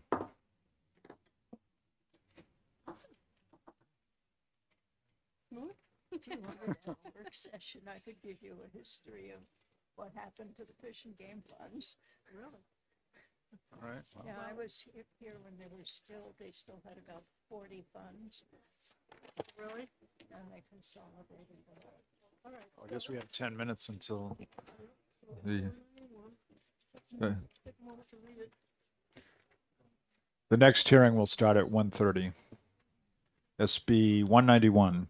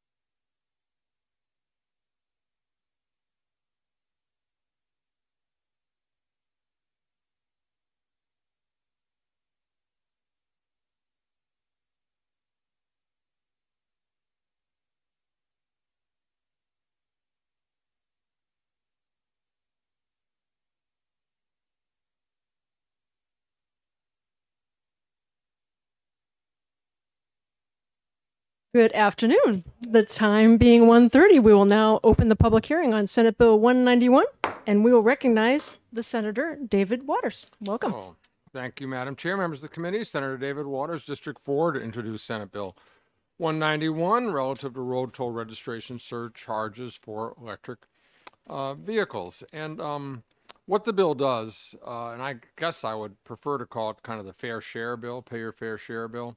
What it does in recognizing that we're going to see potentially declining road toll revenues because of fewer and fewer vehicles that are going to be gas powered, that we have to find a way to make sure that we are feeding the road toll and that the folks with electric vehicles are paying their fair share to do that. So what the bill does is it assesses a $100 surcharge on the annual registration for electric vehicles and plug-in hybrids. And then this will go into the highway fund, just like it's gas tax. And then there's a provision here that 20% of that may go to helping continue to build out the EV charging system, which is something we need to do, and this would provide a revenue source stream for that. On that particular regard, I decided not to make that mandatory or to put in an appropriation for the Department of Transportation to do that, because I thought that that should be a judgment of future legislatures or particularly of joint fiscal, that if the department wants to come forward and say, we've got some money, we've got some projects, can we use this funding for that? I think the legislature should get to weigh in at that point on that. So that's why the bill is developed this way. Now, let me kind of talk a little bit more about the context for the bill. I've mentioned the road toll issues that are just starting to emerge.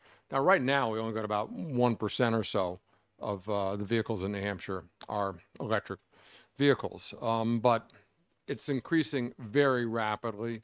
Last quarter of 2022, 6% of all vehicles sold were electric, and the projections are for New Hampshire, and I think this may be a little conservative, we'll probably see 60,000 vehicles by 2030 in this state. And as you know, that most of the major automobile companies have announced the date by which they're not going to be making gas-powered cars anymore. For some it's 2030, for some it's 2035. And so that's the way the manufacturers and the market are going. And there'll be about 100 new models are coming out in the next year or so. A lot of them be much more inexpensive cars. So this, this is changing, and I think New Hampshire needs to be ready to make sure that we are prepared to make sure we can still fund our transportation system. Now, there are a lot of options. Everybody recognizes the issue. What are we going to do about declining gas tax revenues in all the states? Been some other approaches taken. You may remember there's been a lot of discussion in the House about vehicle miles traveled over the years as a method. There was a pilot program out in Oregon about that. And, it just, nobody's yet seemed to find the magic of how to actually make that work. And one thing about that is if you do a vehicle miles traveled, then you don't capture anybody, who's coming in from out of state, who used to be able to get their road toll because they're filling up their gas station. But if it's vehicle miles traveled, how do you figure out which state they're in? Or somebody commutes from Massachusetts and spend commutes to Massachusetts, half their mileage is down there. How do you apportion that out without so interfering with people's privacy through software to figure out where you're driving and when? So I'm not sure that that's going to work. But now quite a few states have gone towards, there's about a dozen states that have gone towards this model. Wyoming goes up to $250, which is, I don't know how they came up with that, but most of them are $25 to $150. Now, this bill in our Senate Ways and Means, Senator Innes said, look, if we're going to do this, let's do it the right way, which meant calculate the average miles traveled by a New Hampshire motorist, about 12,500 miles. Figure that they are getting 25 miles to the gallon, and then the 22 cents, which is the gas tax, the state tax. You come up with about $105. So $100 is a nice round figure, and there's a logic to it too. This is what you would be spending if you were driving a gas car, and that's what you're contributing to the road toll. So $100 kind of makes sense. Now, when this is done in Senate Ways and Means, attention was not paid to the issue of the plug-in hybrids. I think $100 is not exactly fair for them. Plug-in hybrid, maybe about half of what they do is going to be using gas. So I think there's, some suggestion maybe we ought to do 50 for that. And again, it's fairness, and I do think that would make some sense. So that's the math behind it. And just then the other part of the context is other efforts that are underway to figure out how to get at this issue. And I know the Senate has, in Senate Transportation, House Bill 422, which is looking to reestablish the committee that had been looking at what to do about the road toll and about electric vehicles. We're likely to pass that. I don't think there's any conflict between getting that committee going again. Of course, we have the Transportation Council, which when we folded up the Commission on Electric Vehicle Infrastructure a few years ago after it made its report, and we put some things in legislation at that point, we handed some of the duties over electric vehicle infrastructure over to the Transportation Council, and they're doing some things too. I think that what needs to be looked at in the future, and will be, beyond this approach, is ideas about maybe putting a surcharge on the electricity that goes out of a charging station on the highways. And that way, if they have the appropriate metering, you could kind of figure out, well, how much of that juice ought we to charge, and you get the out-of-staters that way. Most charging is going to be done at home. So, you're not really going to get homeowners to put in the expensive meters to figure that out. So there's a lot that I think there will be other things in the future we'll do about that. But that's why I think House Bill 442 makes sense. We'll study that, come up with some new ideas. But this we can do now. It's fair. It's paying your fair share. And I'll just say another couple words, Madam Chair, if I may, about the EV charging infrastructure. We have about $4.5 million from the VW settlement, and those contracts are now going out. They're almost all out to help build up a fast charge system on our interstates and our major non-interstate highways as well. And those contracts are going out. They're going to use that money up. I remind the committee that the governor, when we got the Volkswagen settlement, determined as he could that he wanted the maximum to go that could go from that settlement into charging infrastructure. And that was a smart move from the governor. We also now have $17.1 million of NEVI funds from the federal government for charging that we put in our application to the feds as that came out of the transportation bill that passed, and our grant proposal was accepted. We're getting the $17.1 million to continue building out EV charging. But, and that's so important for tourism. We're kind of known as a donor hole in New England now, and the tourists are worried about being able to charge and they come up here.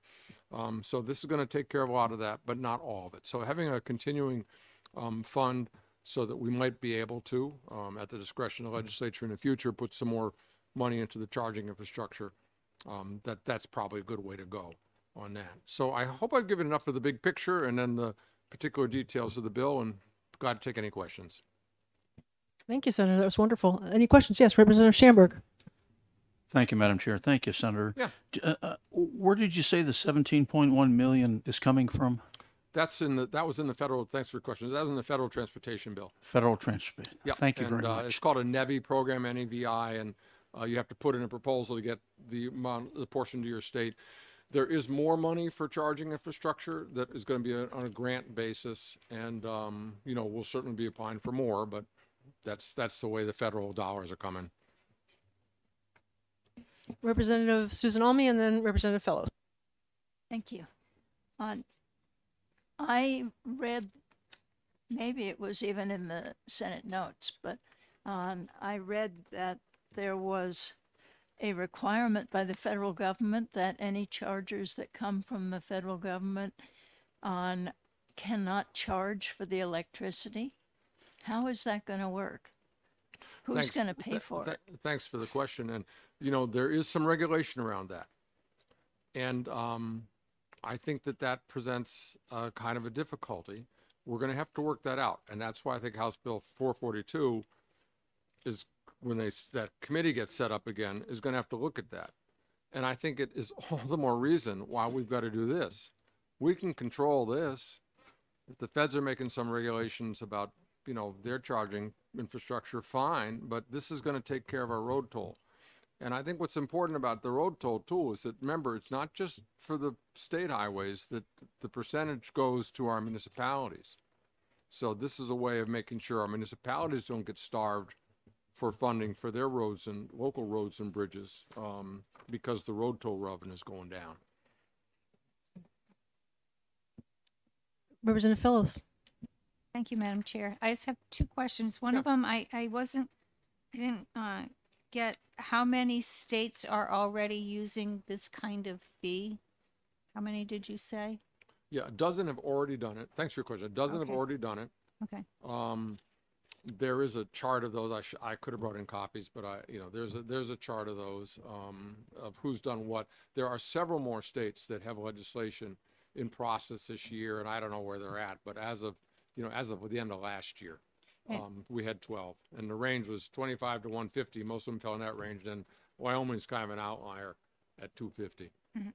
Okay, and my other question was, the town clerks that collect the registration fee, are they going to be doing this at the same time? And do they get some kind of money for doing the processing? Because I didn't look at the whole statute. I just read what the bill was. Yeah, thanks for the question. So what the motor vehicles will do, it'll do the software. And they pay a little money and get the software, but it's not much because it's pretty easy to do because we're already at registration time. Because we have the VIN number, the local clerk already knows, you know, what kind of charges there are that we already have for different kinds of fuel types. So the local clerks will, yes, they'll be collecting this, but it will be seamless for them. It'll just, when they put the car in to register it, it'll pop up on the computer that they are subject to the $100 fee, and the check, then that's the cost, that's what the person will be charged to register their car.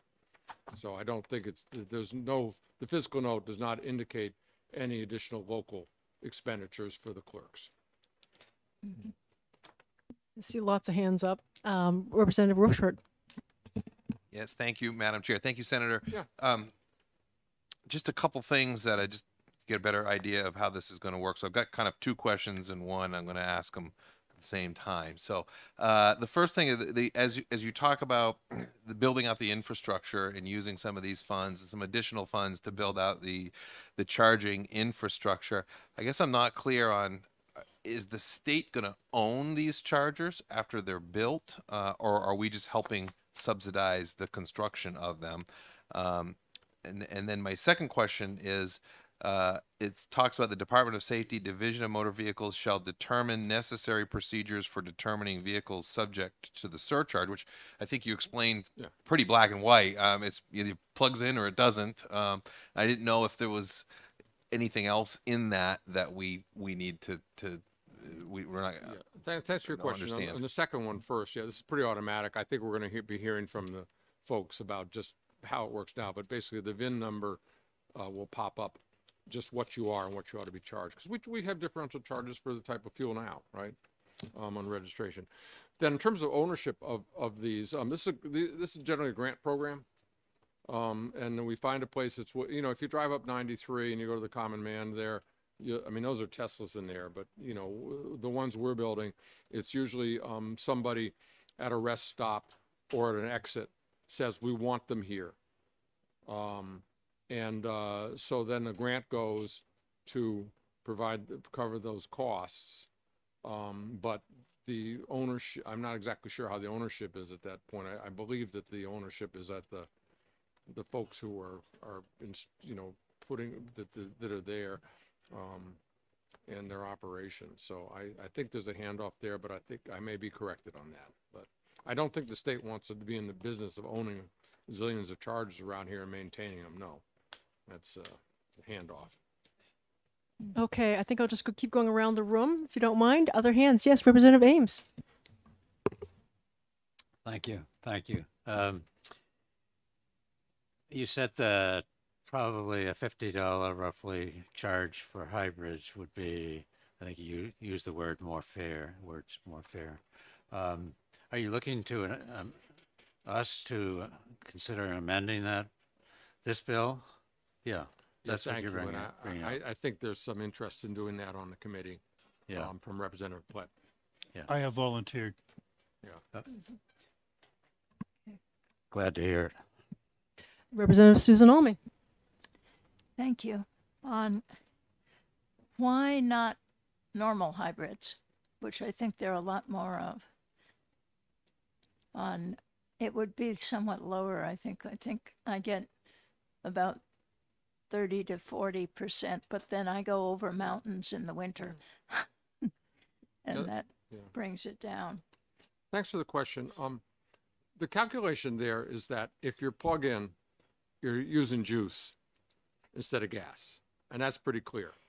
Now, a hybrid vehicle it runs on gas, but it has an electric battery pack, but it runs on gas.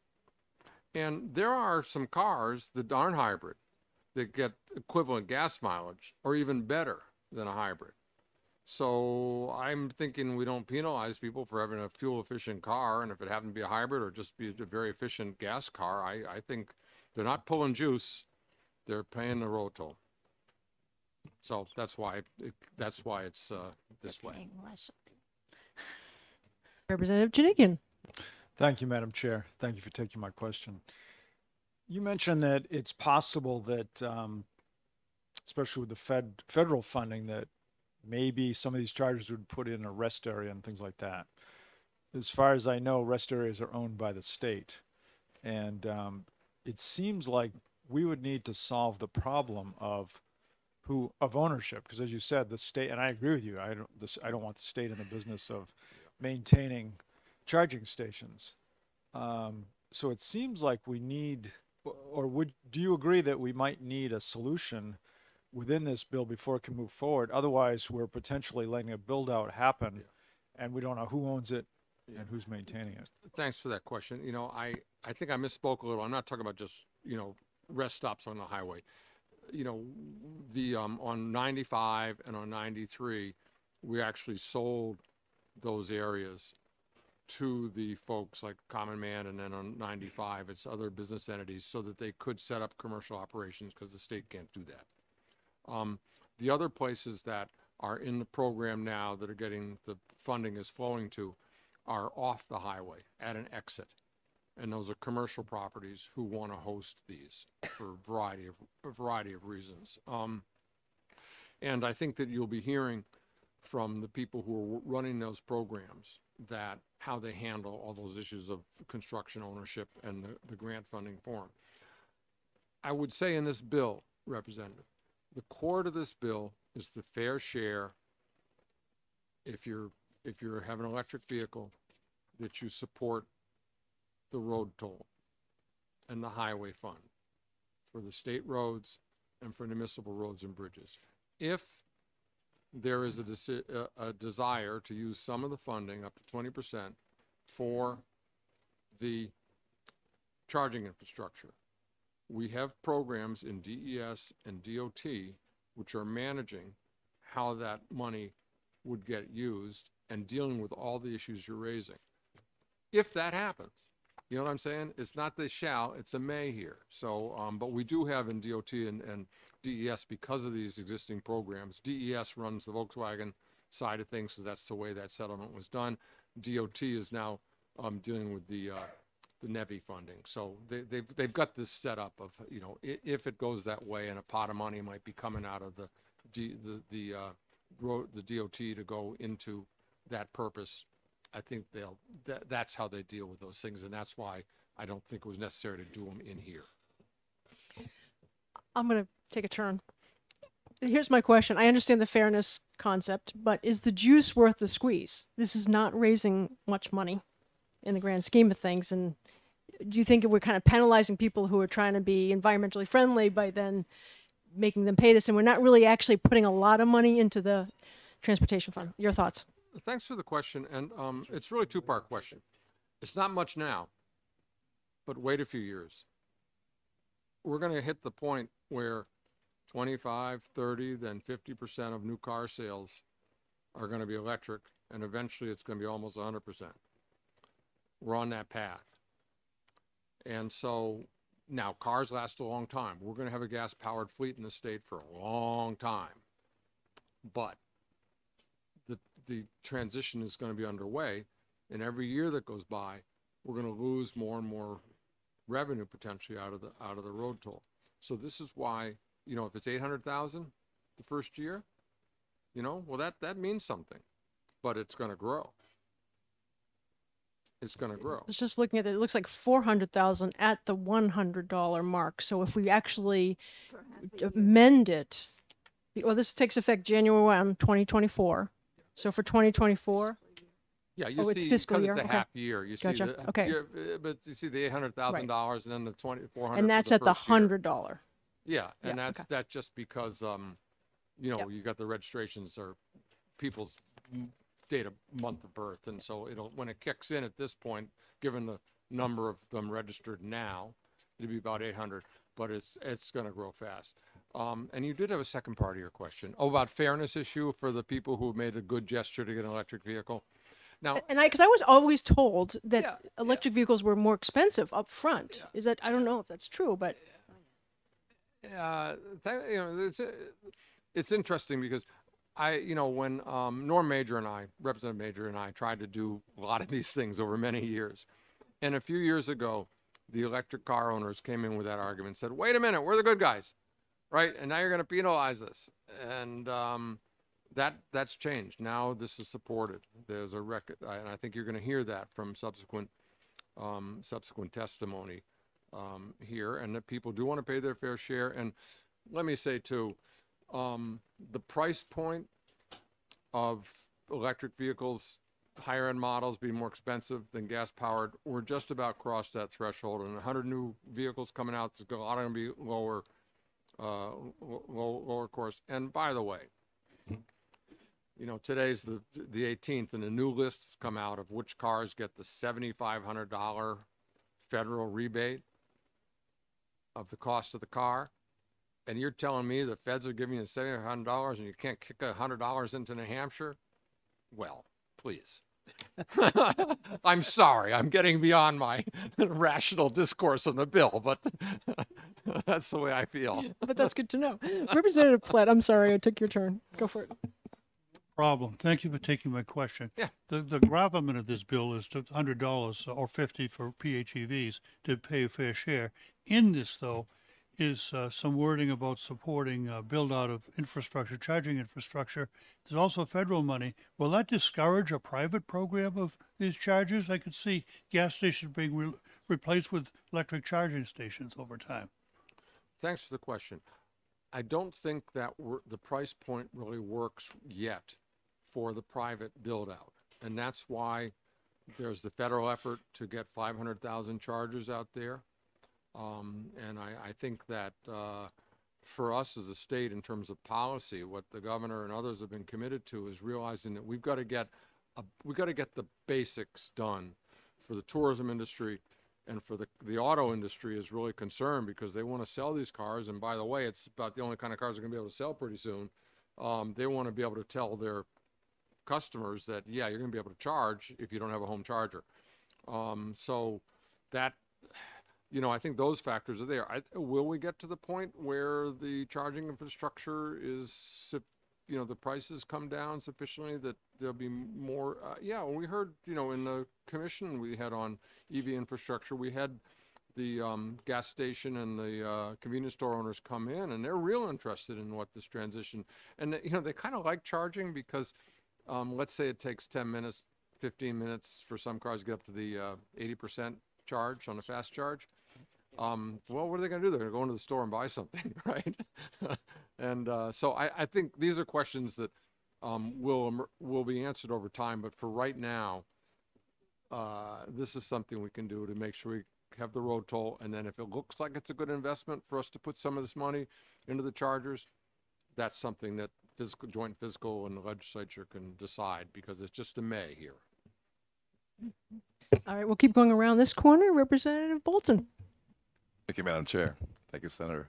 Regarding the actual rollout of, should this pass, and it's going to require the Department of Safety to develop software that the city and town clerks will be utilizing. Have the City and Town Clerk Association weighed in as far as realistically putting this into effect in 2024? Thanks. That's why we have the date here to the 1st of January. And that's what we were told that could work. As I said, it's not a complicated software fix. It just isn't. But I think there'll be folks here who can talk a bit more about that. Okay. Thank you. Other questions on this side? Yes, Representative Leapley. Thank you, Madam Chair. Thank you, Senator. I guess I'm thinking about this as a mom of a family. And, when I pay to register my car every year, it's expensive. It's like, I don't know, maybe $200 or $300. If you add $100 on top, that's a huge percentage increase for folks. So I guess I'm thinking about it as on the perspective of the family budget. Yeah. And I'm thinking, when we set policy, we usually do so to affect behavior that we find desirable. And it seems like this one does the opposite. So I'm concerned. So I feel like we haven't been able to pass on the House side. I don't know, maybe you guys have got stuff done on the other side of the wall where we are doing anything to promote sale of electric vehicles in New Hampshire. So we're not where our neighbors are on this. We're not facilitating electric vehicles in any way. And here we are ready to impose a tax on folks who maybe went to Massachusetts to buy an electric vehicle because they couldn't find one on their dealer's lot. So it seems like I don't know why we would want to tax folks who are making a choice that has less of an impact on the air. And I'm thinking about on the roads, most electric vehicles, maybe they're getting heavier and heavier, but if we need to increase revenues, it seems to me we could do it based on the weight of the car rather than on the fuel it's consuming. It doesn't feel like a policy that is influencing people to make choices that benefit society. It feels like the opposite. And I hear you saying that we're just about past this threshold. We're not, right? We're not there. We're not doing anything to encourage people in New Hampshire to move this direction. So I'm wondering why would we consider so quickly taxing that choice? Because we need people to move that direction, not slow them down. I understand we need to raise the revenue, but it seems like the wrong thing to be taxing. And it seems to me like I understand it's confusing to try and figure out, how many miles people drive.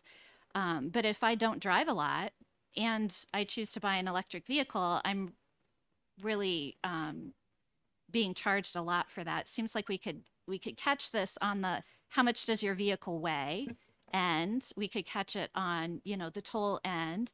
We could catch it on if people do charge up on the road, we could have a tax for that as well. Maybe get to a question for the senator? Yeah, Thank why? you. I heard some questions in Okay, there. good. Why? I guess I'm surprised to see this come forward because I don't see it as a package of, we're doing this to support electric vehicles.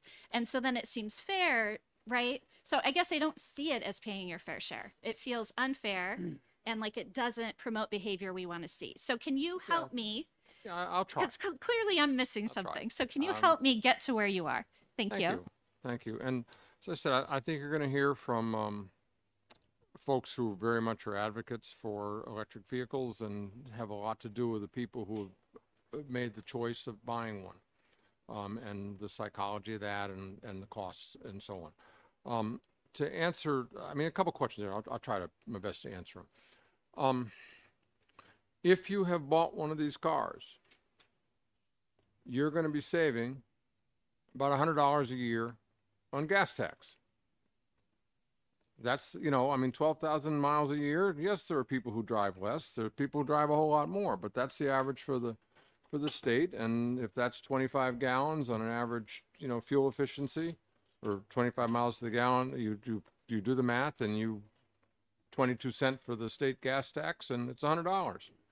So you're saving at least $100 on the gas, and you still want to be able to drive on some roads that aren't full of potholes, right? And you want to go across bridges that are safe because you're driving a car.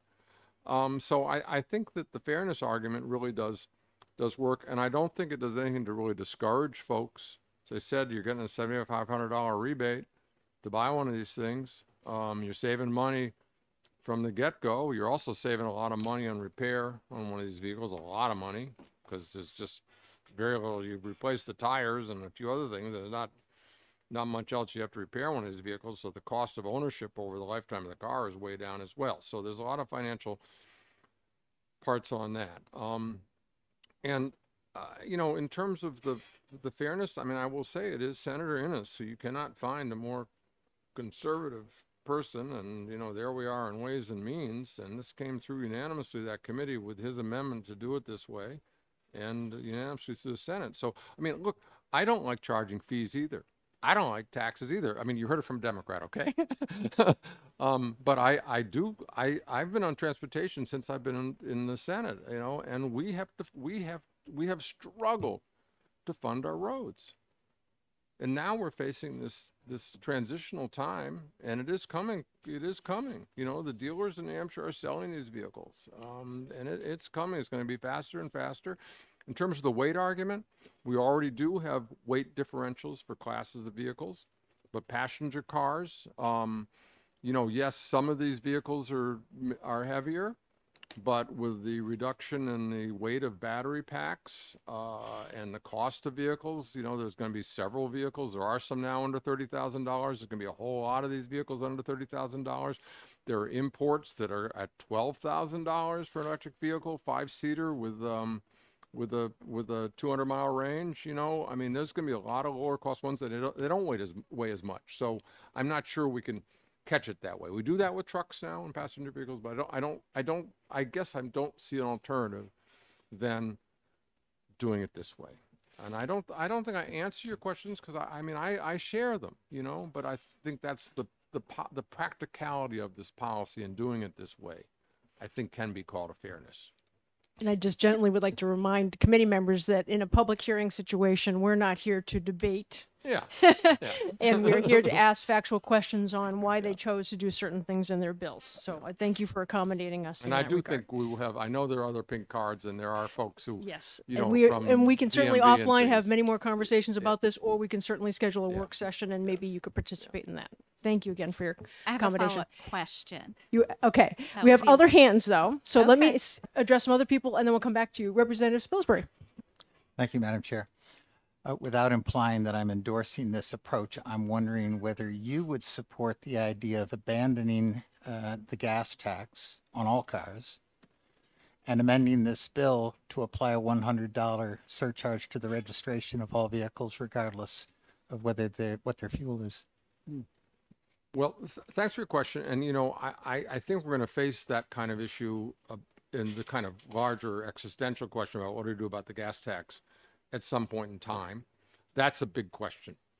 And part of that question is that, and why we can't really do it now, is that, if you live over my area and you see the cars that go through the toll booths in Dover, about half of out-of-state plates. They're buying gas here.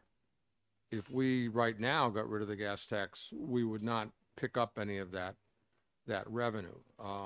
And so that's why I suggest with 442, there's going to be ways to think about, is there a transition point where the larger picture, and this is what, Representative Major thought about this in a sense, when he had his very exquisitely detailed thing about differential vehicle miles traveled, and this would get at lots of different things, and there might have been a way to capture the out of state, but we couldn't get there, whereas this is the kind of low-hanging fruit that we can solve a problem now, and I think for really the foreseeable future, by taking this approach, and then have deal with the much bigger ones. 10, 15 years from now, when we really are kind of really getting beyond these vehicles and gas-powered vehicles the kind of thing you're talking about. I mean, I've thought about it, like, well, could we do a full replace at some point? And we probably have to, but I don't see a way now for that. And thanks for the question. So Follow up. So if I would stipulate with you that the out of state driver is a serious problem,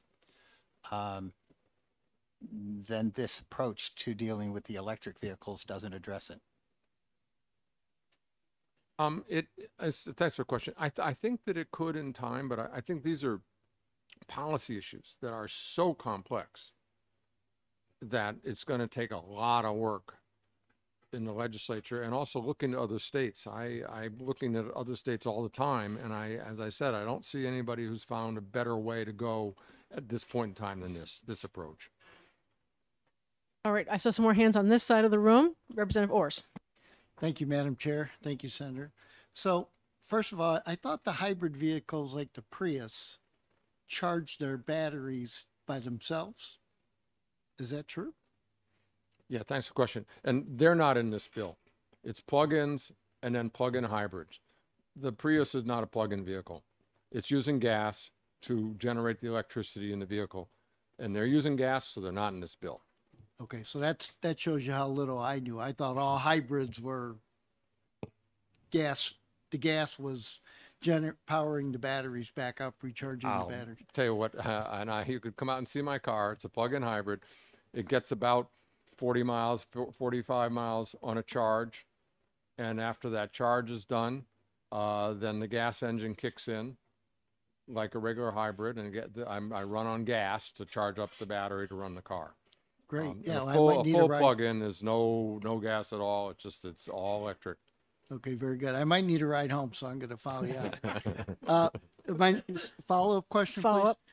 So I just thinking about, you're saying in the next 7 years, by 2030, if we have 60,000 EVs on the road, has anybody been looking at the infrastructure as in, like, are we going to go to nuclear? I know Germany's firing up their coal plants, and there's nuclear fusion.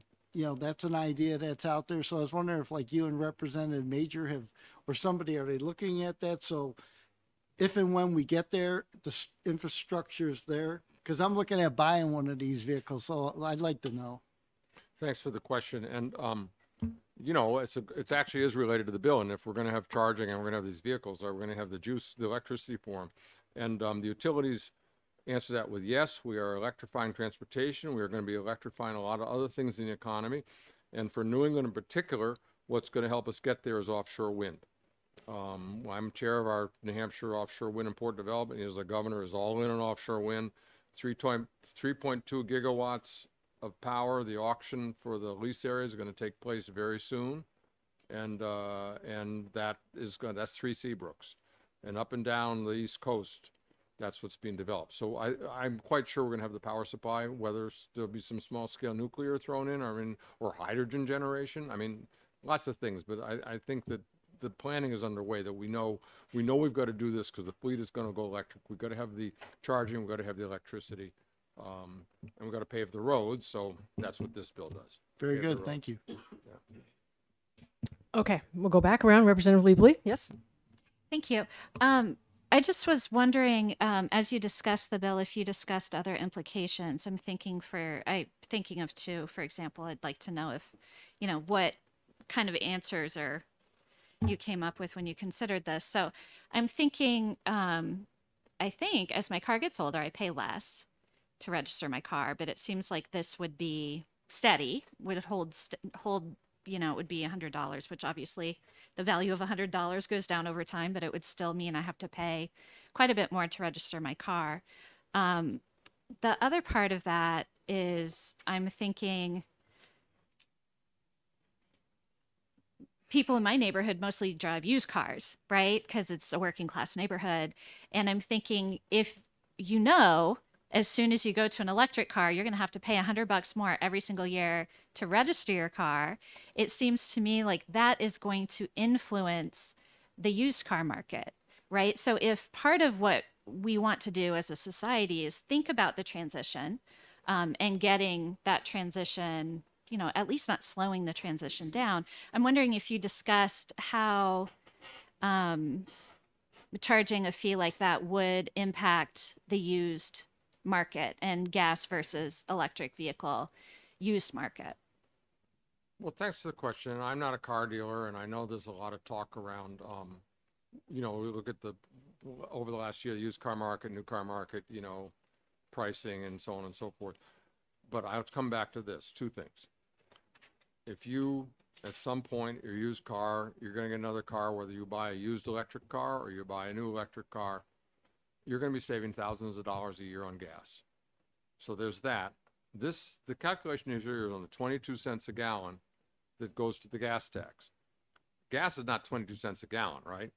So the rest of the price you're paying for a gallon, you're saving that. So the cost here, and there'll be going to be more and more used cars. But this is what the industry and others are looking at.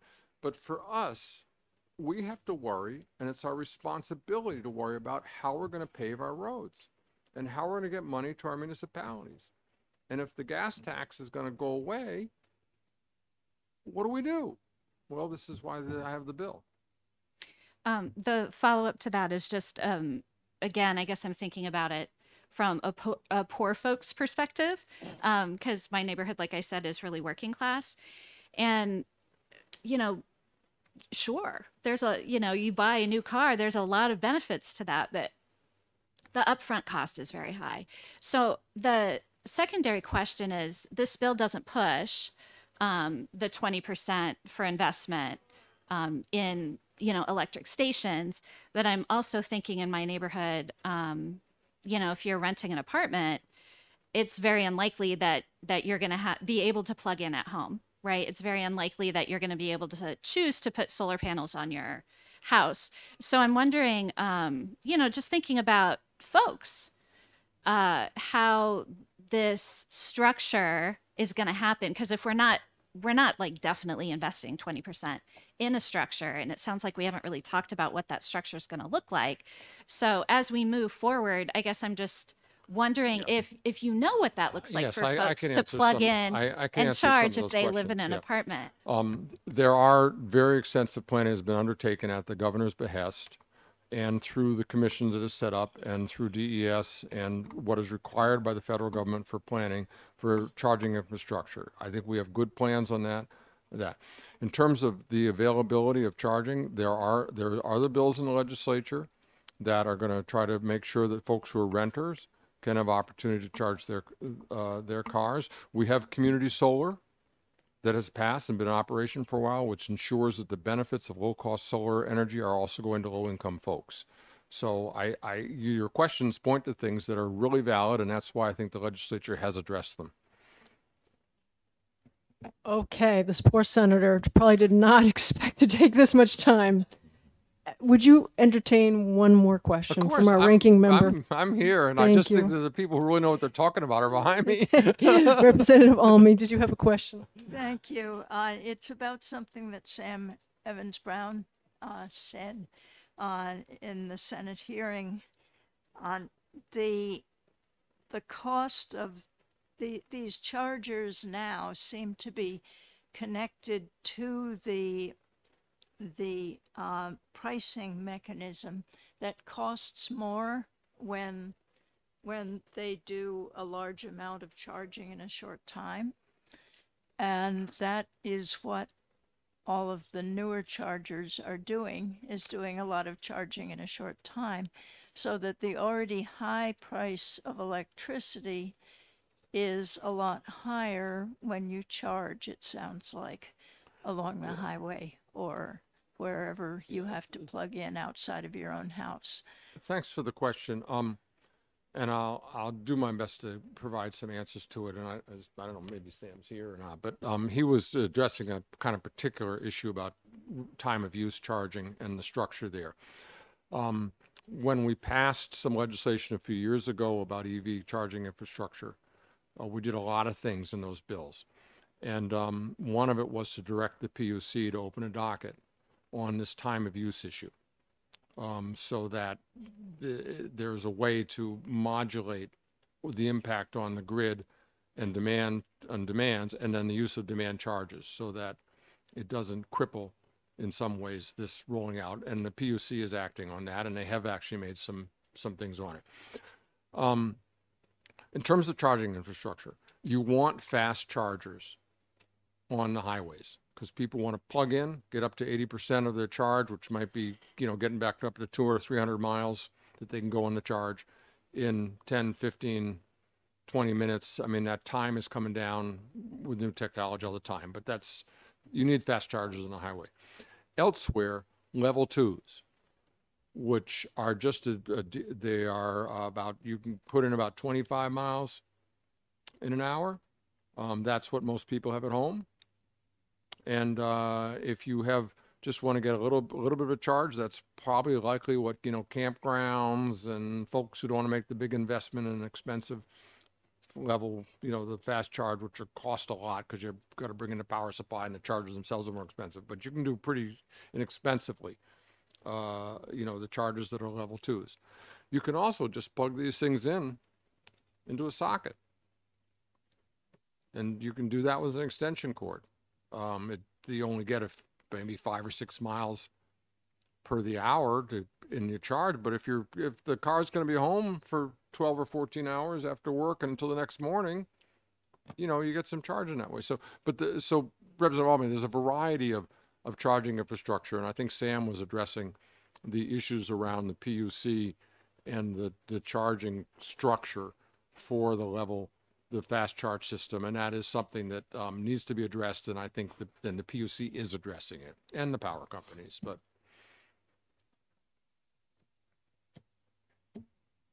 thank you very much. Well, thank you, and I'm available. Okay, good. Obviously, this is a large, complex policy issue. Yeah. I'm recognizing from the New Hampshire DOT, Andre Briere. Hope I got that right. Welcome.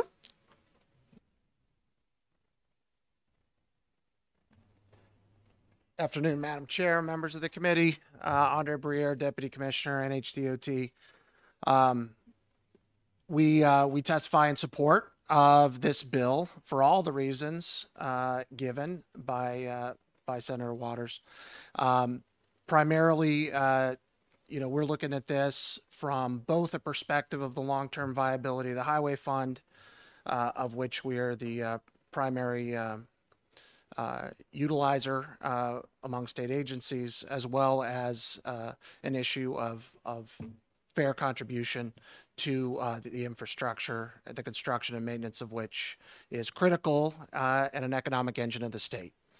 And as the Senator mentioned, the advocacy community is also largely in support of this bill.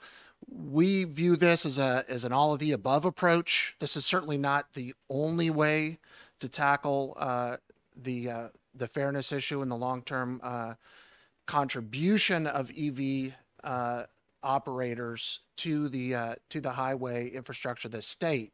And we do think it's very critical that we capture out-of-state drivers who are also a big user of our state roadways. There are different ways to do that. As was mentioned, some states are experimenting, but we as an NHDOT are members of what's called AASHTO. It's the national organization where all state DOTs are represented in this organization. There is a critical mass of consensus that's building around this approach, at least starting this way. Because it's easily implementable, it's a step in the right direction to ensure equity and fairness of contribution to our roadways. And it doesn't have some of the complexity around per kilowatt hour charges, things like that, that ultimately we think, are going to be viable, but just aren't yet.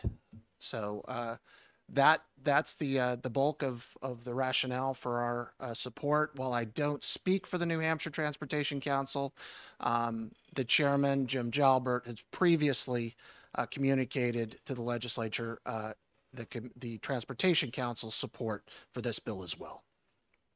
And I stand by for any questions you may have. Thank you very much for your testimony. Any questions from the members? Yes, Representative Spilsbury. Thank you, Madam Chair. Do you think it's viable to look to the existing gas tax for an analogy? If we're taxing the fuel source, Right. can we, in some fashion, and I don't know whether we can do enough of it, tax the charging stations? Come up with some kind of a formulation that may, in fact, include a build out of a public infrastructure of charging stations, and and tax that. Yeah, And I'm looking for comparability. I'm sort of bothered by the notion that one portion of the driving public is taxed based on fuel consumption, and the other portion of the driving population is taxed in an entirely different parameter, namely a flat fee per year. Yeah, understood. Thank you for the question. And I think the senator got to some of that. This is a road toll equivalency because of the complexities right now about charging, like you said, per kilowatt hour, just like we charge per gallon. We would not, we as DOT are in support of that long term as well.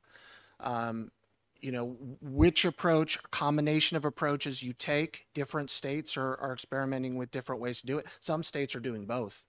The problem being, and I think this is where Sam Evans-Brown's testimony is relevant, and perhaps this committee will get to hear some of that from other speakers, is home charging. So home charging, there's not separate metering on that. While you could do a per kilowatt hour charge on EV charging stations that are in public, home charging is difficult in that regard. So there's some equity issues. Long term, there's a lot of supposition that home charging may go to separately metered charging at some point. It's just not there yet. So I think your question is a very valid one. It's certainly one that all the states are talking about. We're just not there yet on the technology side. The senator mentioned another bill that has a study committee in it to study this exact issue. Yes. Are you aware of that? Will you be participating in that? We are, and we're also in support of that bill. Excellent. Thank you. Other questions from the committee? Representative Almy. Thank you. I don't understand why it takes 8 months or so to set up the new registration forms, or rather registration on data sheets that come in, because you got through Representative Major's efforts, you got a federal grant that allowed you to, as I remember, attach the VN number of every car in this state to the license plate. Yes, ma'am. Thank you for the question. That is not DOT. That would be a Department of Safety question. Oh, that and was I'll Department of Safety, gladly not you. defer to them on that. But assuming that you had that, couldn't you, all you're going to do is take the registration form and add yet another item to it?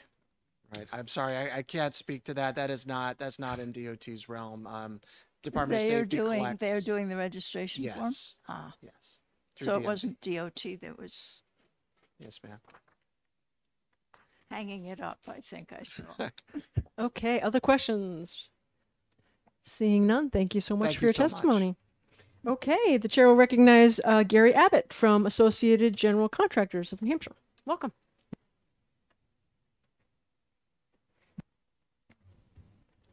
Thank you, Madam Chairman, committee members. For the record, my name's Gary Abbott. I'm the Executive Vice President of the Associated General Contractors. And I'm really here today in support of this bill. Worked a number of years with Representative Norm Major trying to come up with a road usage fee.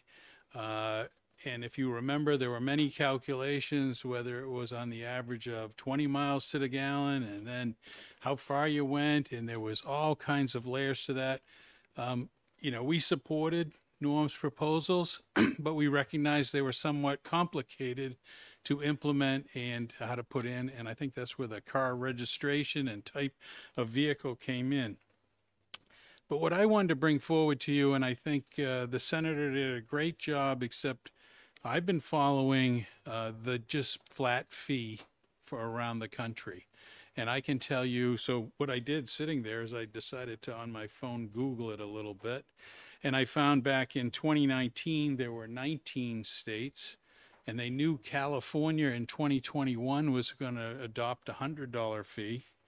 I went to another site, and they say as of July 2022, 30 states have now adopted a fee. So I'm looking at New Hampshire. We're behind the ball as far as adoption of this kind of fee as the in-between to solve the road usage fee or the compensate for what we're losing with the EVs. And you will see, like on that first website was myev.com, and that one took all 19 and showed you exactly how they broke out, 140 for this, 75 for the hybrids. They broke it out. So I'm sure you guys would do it. I just didn't have time to do Chat GPT yet, but I'm sure that would come up with some additional information for me. But I wanted to relay that trend is happening as the senator spoke. I knew that as we went into COVID, we were in the 20s or so because we were following this along with Norm Major's bills that other states were taking this route, which is a lot simplified compared to the formula method. And I represent contractors that work on the roads, and we know that the Department of Transportation gets less funds the more electric vehicles that get purchased. So we know the reality. And I think this is the right first step. I know you brought up some other where you might go, but I think those are where we might go in the future. This is really the stopgap for that. As an association that represents contractors that build roads, we're okay with the 20% going to charging station. We know that infrastructure needs to be built. We even know that the latest Federal Highway Infrastructure Act added money for those kind of things. So understand there's money coming from different places, and the senator's absolutely right. There's different strings with any of these things. But in order for those vehicles to be sold, there needs to be the infrastructure in place. So I think as the state develops, there'll become more and more discussion of how to use that money. So I think we're here today to support this. I will also say from sitting there, the $100 is a reasonable number, even though in some of the calculations that Norm, because I remember looking at all the spreadsheets, were higher for straight EVs. So I don't think this is going to be a match, but I think it's the first right step that you will see that if 30 other states have already before this session, there's going to be even more states after this year goes by that will have these fees. So I just wanted to bring that to your attention. We're in full support of the proposal that's before you, and hope this committee supports this legislation. Are you open to questions? I am. Excellent. Any questions from the committee? Yes, Representative Phillips. Thank you, Madam Chair. I don't know if you can answer this question, but you seem to have been following this issue for quite a while. I know that when you get your vehicle inspected, the person who does that is going to write down the mileage on your vehicle. Do you know if that information ever gets to the state so that somehow when they go to register, if there might be some way to know how many miles they drove in the past year? Well, I think a lot of that discussion came with Norm Major's bills. This is just a flat fee, doesn't really encompass how many miles you have. It's just the type of vehicle. But what I'd like to do is, I know Scott Breyer from the Department of Safety, who handles that, is sitting behind me, whether he wants to get up and testify. Nice way to throw. I told him, I would try not to put him, but he is right here, so he might be the appropriate person to ask. There's a lot of people behind you who have not filled out PIN cards, probably for a reason. Representative Plett. Thank you for taking my question. Even if you had a mileage-based fee, you still wouldn't be able to take in-state versus out-of-state driving into considerations into effect. So it wouldn't be any fairer necessarily, would it? Every way has issues, I guess, is what we want to put on the table, is that no matter what method you pick, there are pros and cons to each method. And I absolutely agreement with you. I think people were looking for the long-term solution. The user fee had a balance between if you had a car with lower mileage, the fee would be adjusted. But put all that aside, that's not what's before you today. It's really a flat fee to fill a gap. And I think that's the right next step as we proceed forward in the years to come. I'm sure there's going to be a lot more discussion on ways to make the fee appropriate. Thank you very much. Okay, the chair recognizes Catherine Corkery, I think, from New Hampshire Sierra Club. Welcome. Help us out with the proper pronunciation, please. You were actually very close. It's Corkery. If you think County Cork and County Curry, Corkery. Thank you. And it is a pleasure to be here at Ways and Means. Thank you so much for giving me a chance to talk today. My name is Catherine Corkery. I represent New Hampshire Sierra Club. Our motto is enjoy, explore, protect. And we have about 14 or 15,000 members and supporters in the state. I wanted to point out, I did hand out the blue handout and let you know that we do oppose this bill. This kind of bill has been introduced across the country, and we've seen it here as you've heard many times before. I want to point out that this bill targets 1% of the vehicles, and I really appreciate your phrasing, Madam Chair. What was it? Is the juice worth the squeeze?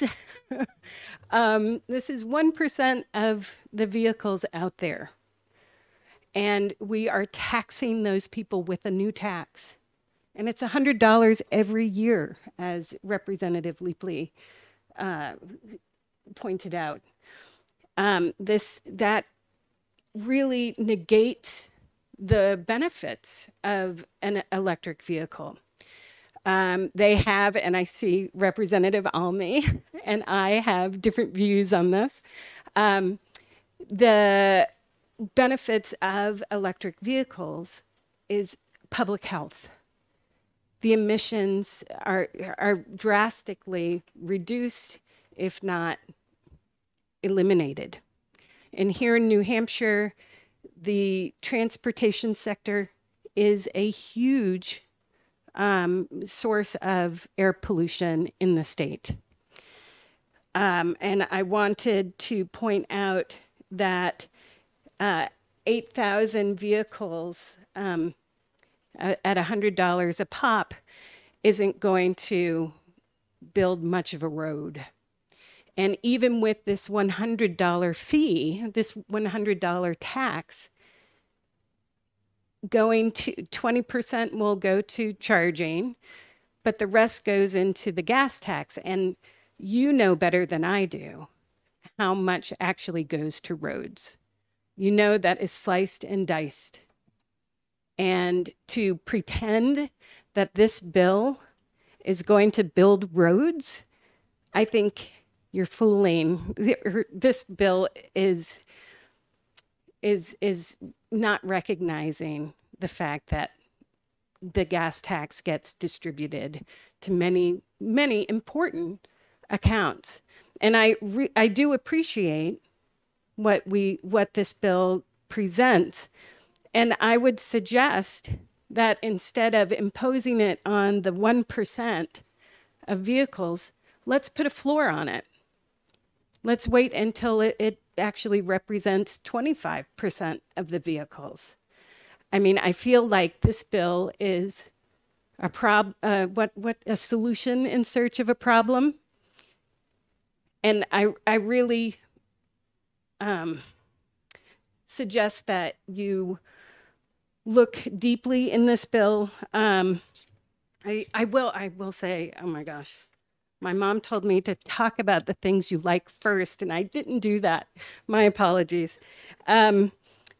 The part that says, I think it starts on line 16, where the construction of the electric vehicle service equipment on the transportation corridors, utilizing plans developed by the department in consultation with DES and the Transportation Council and Drive Electric New Hampshire.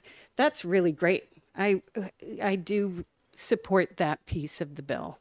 I think there is a lot of opportunity in citing charging stations, but at the risk of preventing people and at the risk of supporting public health, this bill is a problem in search of a solution, right? Is that a solution in search of a problem? I always get this wrong, but with that, I conclude my testimony. Thank you. All right, I see some hands up. Are you open to taking some questions? Sure. Representative Elbiger. And thank you for taking questions. I represent Nashua. Nashua right now is dealing with a request to build an asphalt plant in the middle of the city. And one of the things that we are looking at is the impact of traffic on the roads. So electric vehicles will have an impact on the roads. And from my mind, they need to have some input, as in financial input, into the maintenance of those roads and bridges. And I'm not sure how your suggestions address that. Waiting until we have 25% of electric vehicles, what happens until then for the 24.9%? And when do those vehicle owners start paying for the maintenance of the roads and bridges and other pieces that they use? I respectfully request that the representative remember that electric vehicles pay road tolls, and they also have registration. So they do pay in part. And also that the plug-in hybrids, there is a Prius that has a plug-in. So it just confuses everything. I'm sorry. There is a plug-in Prius. But those vehicles, those plug-in hybrids will contribute. And I agree, the electric vehicles, and I think the owners want to contribute. However, this contribution isn't very meaningful. And I think what we can do is move forward when it can be meaningful. And in the meantime, look at the gas tax. It goes all over. Many agencies get a piece of that pie. And maybe it's time to reevaluate that and send all the money or more of the money to road building. Follow up? Okay. Thank you. That may be, we're not charged with that here. That's not, as far as I know, within the purview of this committee. I want to go back, though, to one of your comments about this would be a surcharge, surtax, whatever we would want to call it, that EV owners would have to pay every year. People who are using the gas vehicles are paying the tax every time they fill up.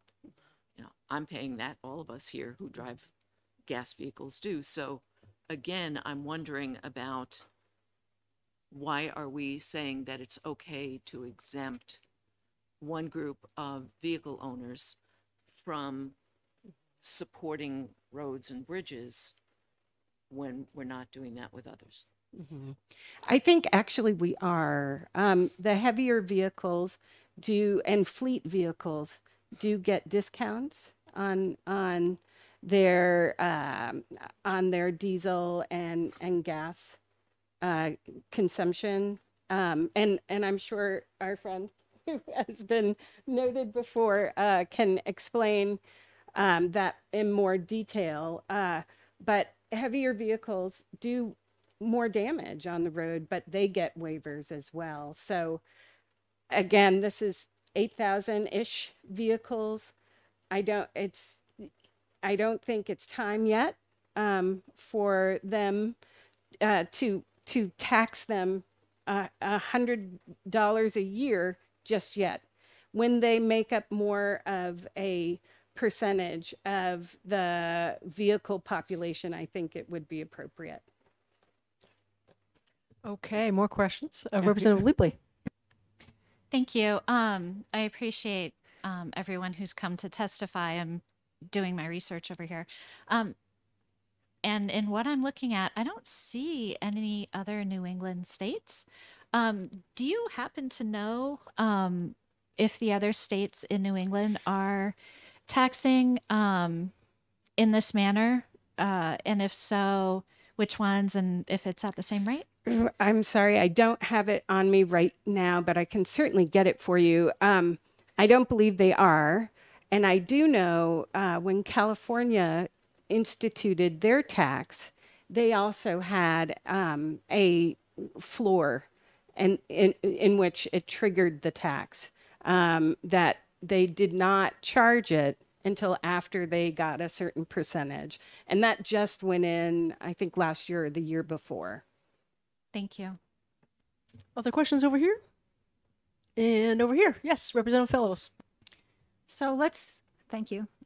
Let's suppose that 80% of the cars on the road are electric or plug-in hybrid. How would you suggest getting taxation or whatever? What means would you suggest for getting money to support the roads? Well, I think that actually is a really good question. There is the electricity side of things that was alluded to earlier with that time of use electrification, and that is has been instituted elsewhere, and it's definitely something that lots of smarter people than myself have looked into, and I think it might be the way that New Hampshire should go, looking at their electric charging, and working with the utilities maybe. And actually I have a really interesting handout that I can share with the committee about using electric charging fees as opposed to like a flat fee or some registration tax. Follow up? I would think if you had to put your car charging port on a separate account from the electricity that just goes to your whole house, just the basic fee that goes with an account would end up costing people a lot more than what we're talking about here. Wouldn't you think so? If you did it that way, and we have high electric rates. Yeah, I'm well aware of that. Yes, but I think that's something that this committee can explore if they retain the bill. Other questions? Thank you so much. Thank you. I do not have any more pink cards. Is there anyone else who would like to speak? Representative Almy.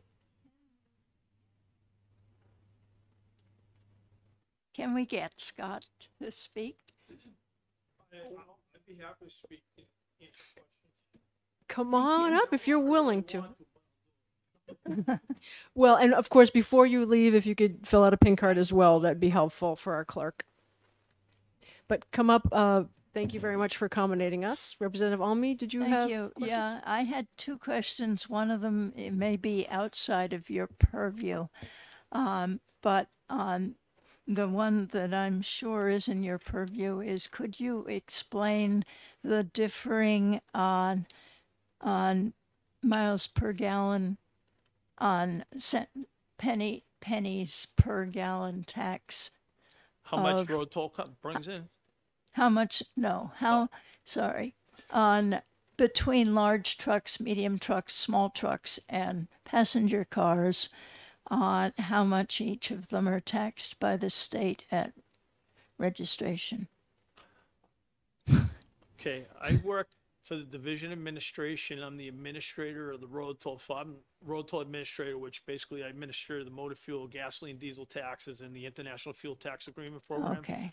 So you don't do that I wouldn't one. have that specific. I could probably take questions and bring them back to the department and get back to you, but that'd probably be more Jeff Oberdank in registration. Okay, it was different back when we did this 20 years ago. And if Sorry, go ahead. well, you probably can't do the other one either, but I want to put a question out there in case there's someone else who wants to volunteer on the percentage of the highway fund that goes to something other than building and repairing roads. All right, I do know that Article 6A of the state constitution only allows the money to go to construction, maintenance, relieve the bond, pay the bonds off on the roads. There is a stipulation that it can be used for enforcement of the traffic, that Department of Safety gets a piece of it. I believe there's a cap for safety. I'm not sure the exact cap. I think it's about 23 or 24%. And for the most part, the biggest user that I'm aware of, the highway fund, other than safety, the biggest user is the Department of Transportation. I think they get about 70-something percent. 70 They're something. here, they probably can answer the question. So safety takes that much. No, we only take like 20, it's like 22, 23. I don't have the exact amount, but I know there's a cap on it. Yeah, there is a cap in the statute that how much safety can get versus Yeah. DOT. And safety, it uses it for the state troopers. Just the state troopers that are assigned to highway state roads. Yeah. If they're assigned to like the turnpikes and so forth, they're funded out of the turnpike fund. Yeah. And troopers that do more investigative work are funded out of general fund. Representative Ames. I think it was Mr. Abbott who told us about the roughly 30 states that he'd identified by a quick look on, I assume, your iPhone, that have adopted some kind of flat rate system for getting funds from electric vehicles that don't otherwise pay a gas tax or a road toll, whatever you want to call it. I'm wondering whether you've done a survey of any sort, whether you have anything that you could provide us that would help paint that picture for us. I don't. I can get you that information, but I would say Gary Abbott's what he stated about 30 states is probably very accurate. I don't have the exact number, but I'd be happy to find that out for you. I think that would be helpful. Yeah. If you could, that'd be great. Yeah. And I think there was definitely some interest in the New England states in particular.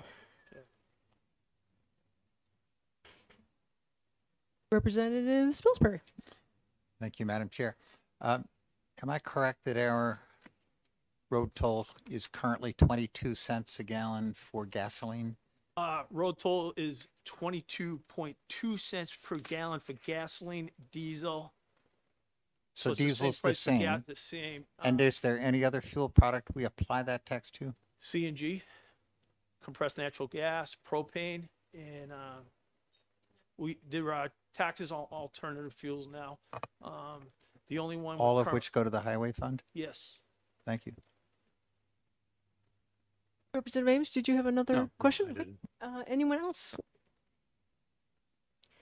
Thank you for coming up. All right. Don't forget pink card. I'll do a pink card. Okay. I just a few things is make sure that Department of Safety is completely neutral on this bill, and I do sit on the International Fuel Tax Agreement Board of Trustees, and I will tell you that that all the states are really looking into these fees, and I'm just giving you what I hear nationally on the National Federation of Tax Administrators and International Fuel Tax Agreement. And I think what will happen, I think it's going to be about 20 years before gasoline and diesel. I think there's going to be a mix. It's going to be gasoline, diesel, and electric. But where I'm going with that is, I think what you're going to see in several years to come is going to be basically a mileage tax. They're going to have to do something, because reason the gasoline tax is so fair, because you purchase the gasoline that you actually use. The tax is based on usage. And that's probably the fairest way to do a tax, but probably just added that, but. Thank you. We appreciate your input.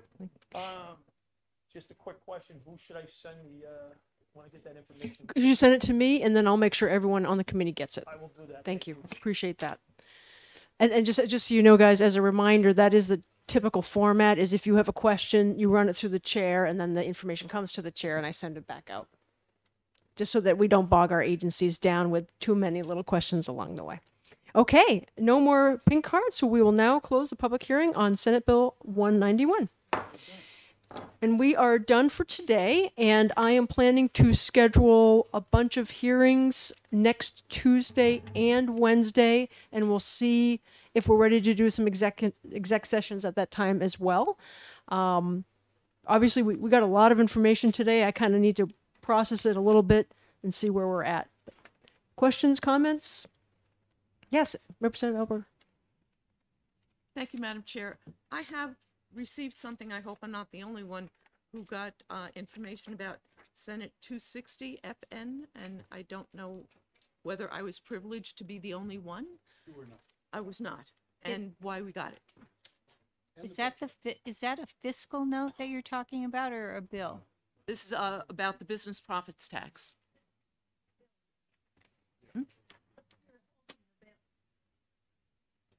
I'm wondering why we got it today, is the question.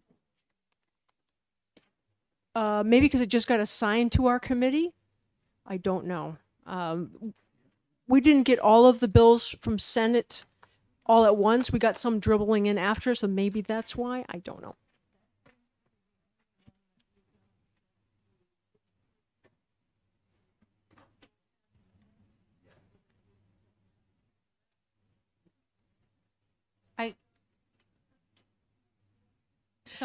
If you need copies of any of the bills, Karen should have them in her office, and there's a filing drawer that has all of them. So go see her if you're not sure where that is.